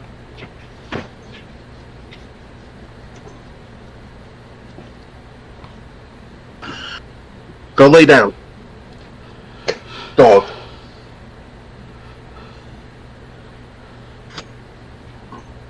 Yeah, so I mean, it's like we said, Microsoft's basically tried to do everything to get this deal to work, mm-hmm. and they've shown no reasons to not be trusted. Oh yeah. Ready to move on? Yeah, ready. All right, we only got a few more stories to cover tonight. Oh yeah. TMNT, The Last Ronin video game, is in development. A video game based on the hit Teenage Mutant Ninja Turtles graphic novel The Last Ronin is in the works, Polygon reports. The news comes from Polygon's interviewer Doug Rosen, Senior Vice President for Games and Emerging Media at Paramount Global. According to Rosen, The Last Ronin video game will be a single-player action role-playing title in the vein of the Norse-themed God of War series. Like the story, it adapts the game will feature a mature tone. The game's developer has not been named, and the project is years away from release. The Last Ronin was published in 2020 as a 5-issue miniseries by IDW. Takes place in dark futuristic New York, where 3 of the 4 turtles have been killed.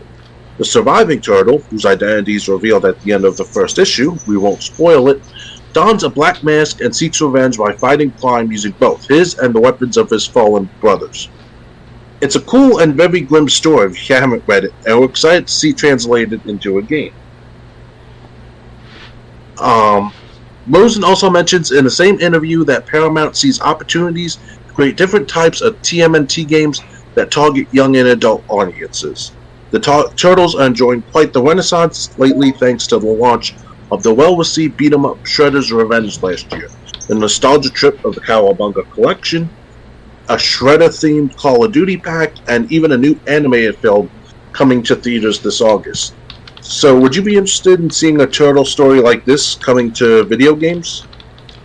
Yeah, why not? Because, personally myself, I will admit this, I don't know much about the TMNT book versions of TMNT, obviously, because that was my main shtick at the time with Teenage Mutant Ninja Turtles.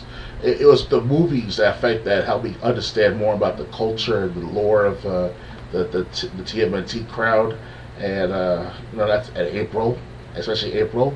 But oh yeah, that April, all right. Anyway, yes, but yeah, it's I haven't really got a chance to do much work with the reading of the Ronin novel. I never heard of Ronin to begin with as much before until recently, so. Yeah, this sounds like Ninja Turtles getting the Dark Knight treatment almost with its darker tone, and that sounds awesome. I've never experienced something like that. I never read the book, but I'd love to see it come to video games. This would probably be a Ninja Turtles game that's not banking on nostalgia. That would get me interested. Shredder's Revenge was great. Don't get me wrong. Oh yeah. But I would love to see a Turtles game go with this story. Oh yeah. Ready to move on? Oh yes. All right. Next.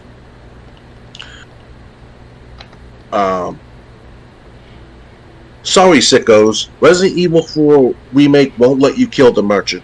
While Capcom remake of its classic survival horror game is mostly faithful, some stuff was cut. Resident Evil 4, its long-awaited remake, is out tomorrow, but while the soon-to-be-released horror game is a mostly faithful adaptation of the original Capcom classic, not everything from the original game has been recreated in the remake. For example, you monsters who like murdering the mysterious merchant will be upset to discover that he's now unkillable. After being rumored for years, the Resident Evil 4 remake was finally announced by Capcom last year, and it updates the iconic game controls and combat, while mostly preserving the basic storyline and characters. As in the original Resident Evil 4, former cop-turned-secret agent Leon S. Kennedy travels to a rural part of Western Europe to save the kidnapped president's daughter.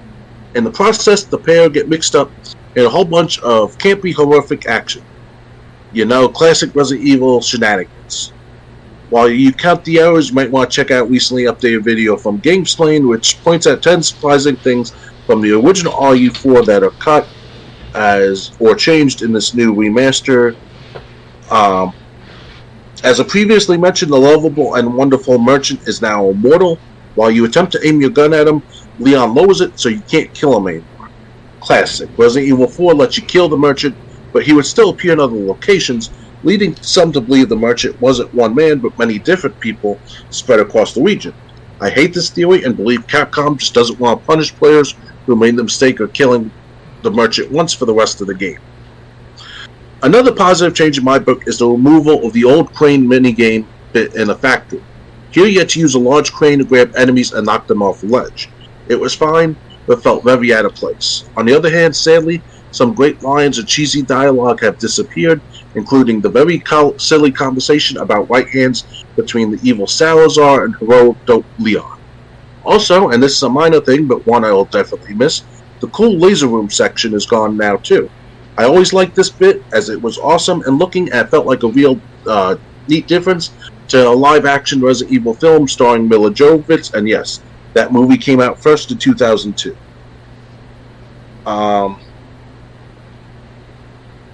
So overall, while I know some folks will be mad about any changes at all, the original game is so easy to play in 2023 that I don't mind these tweaks. If anything bothers me too much, I'm just a few button clicks away from replaying the classic RE4 to basically every platform in my house. Do any of these changes mentioned bother you?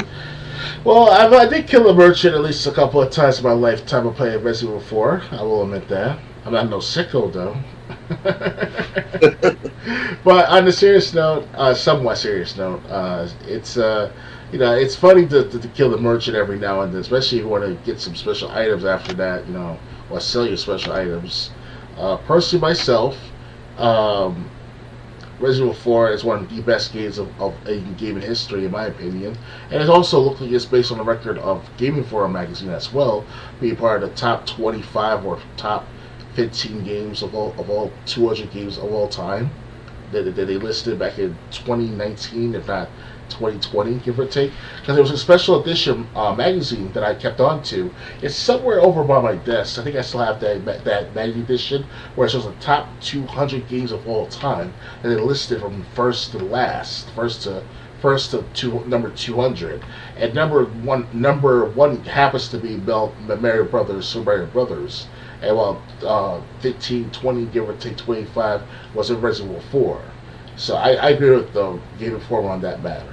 And hopefully the remake will kind of like ease its way into the best gaming of the best games of 2023. At least that'll be great. I'll take it from there. Yeah, I never really killed the merchant. I shot him, I think, once.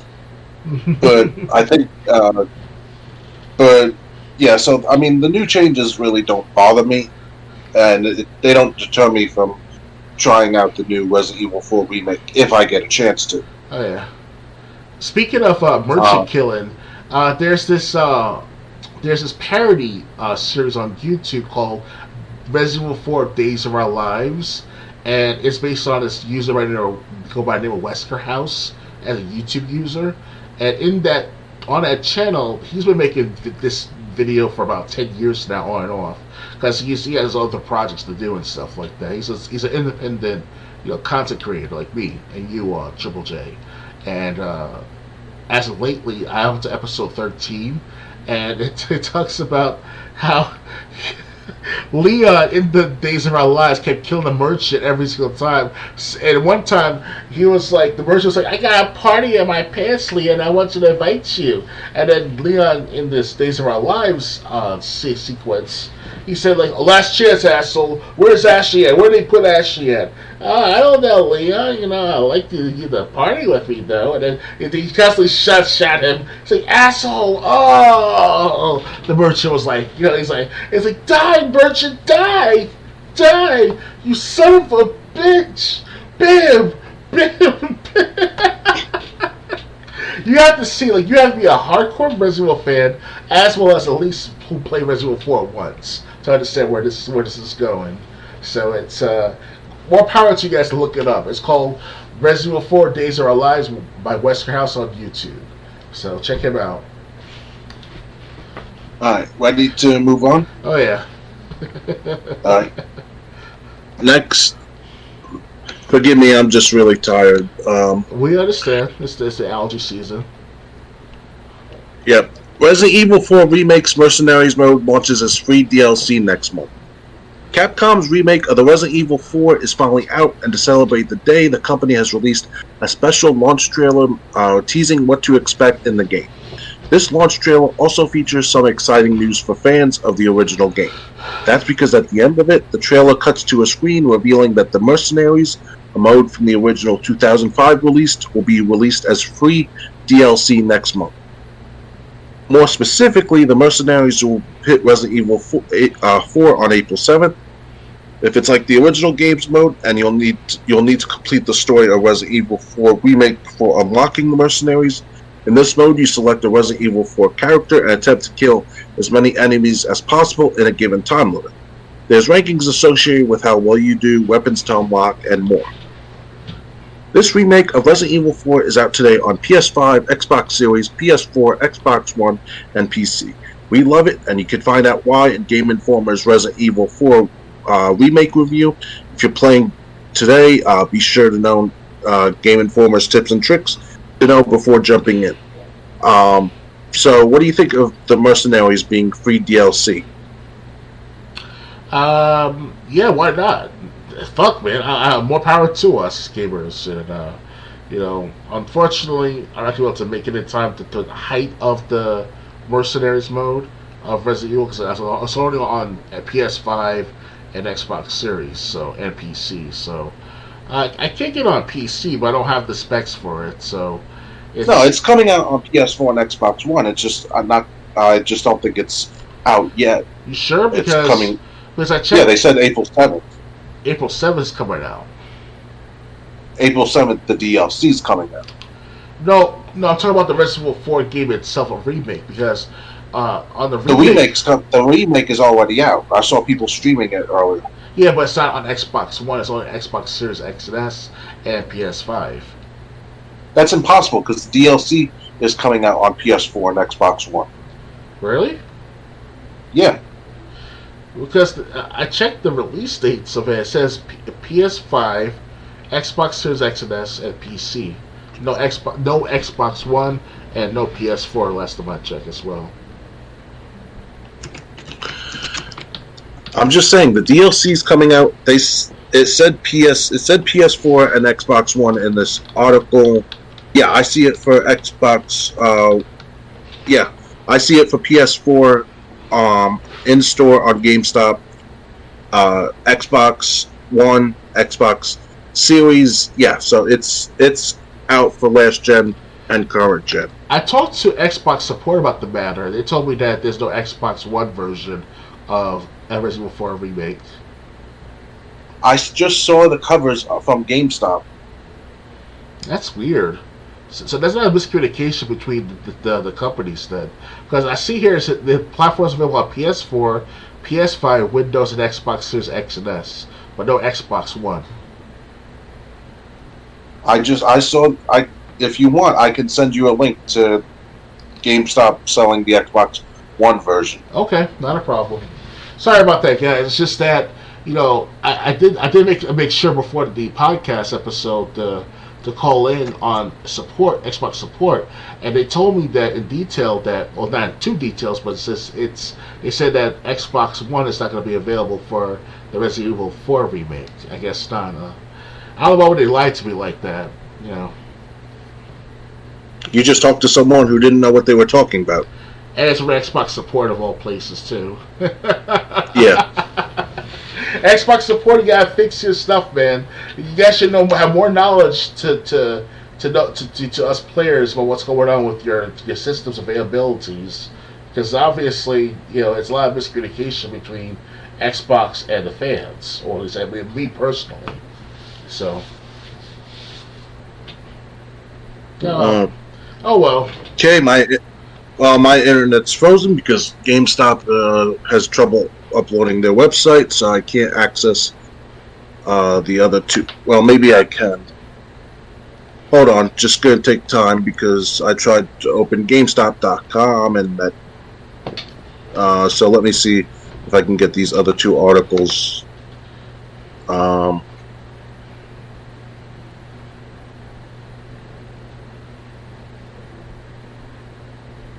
Nope.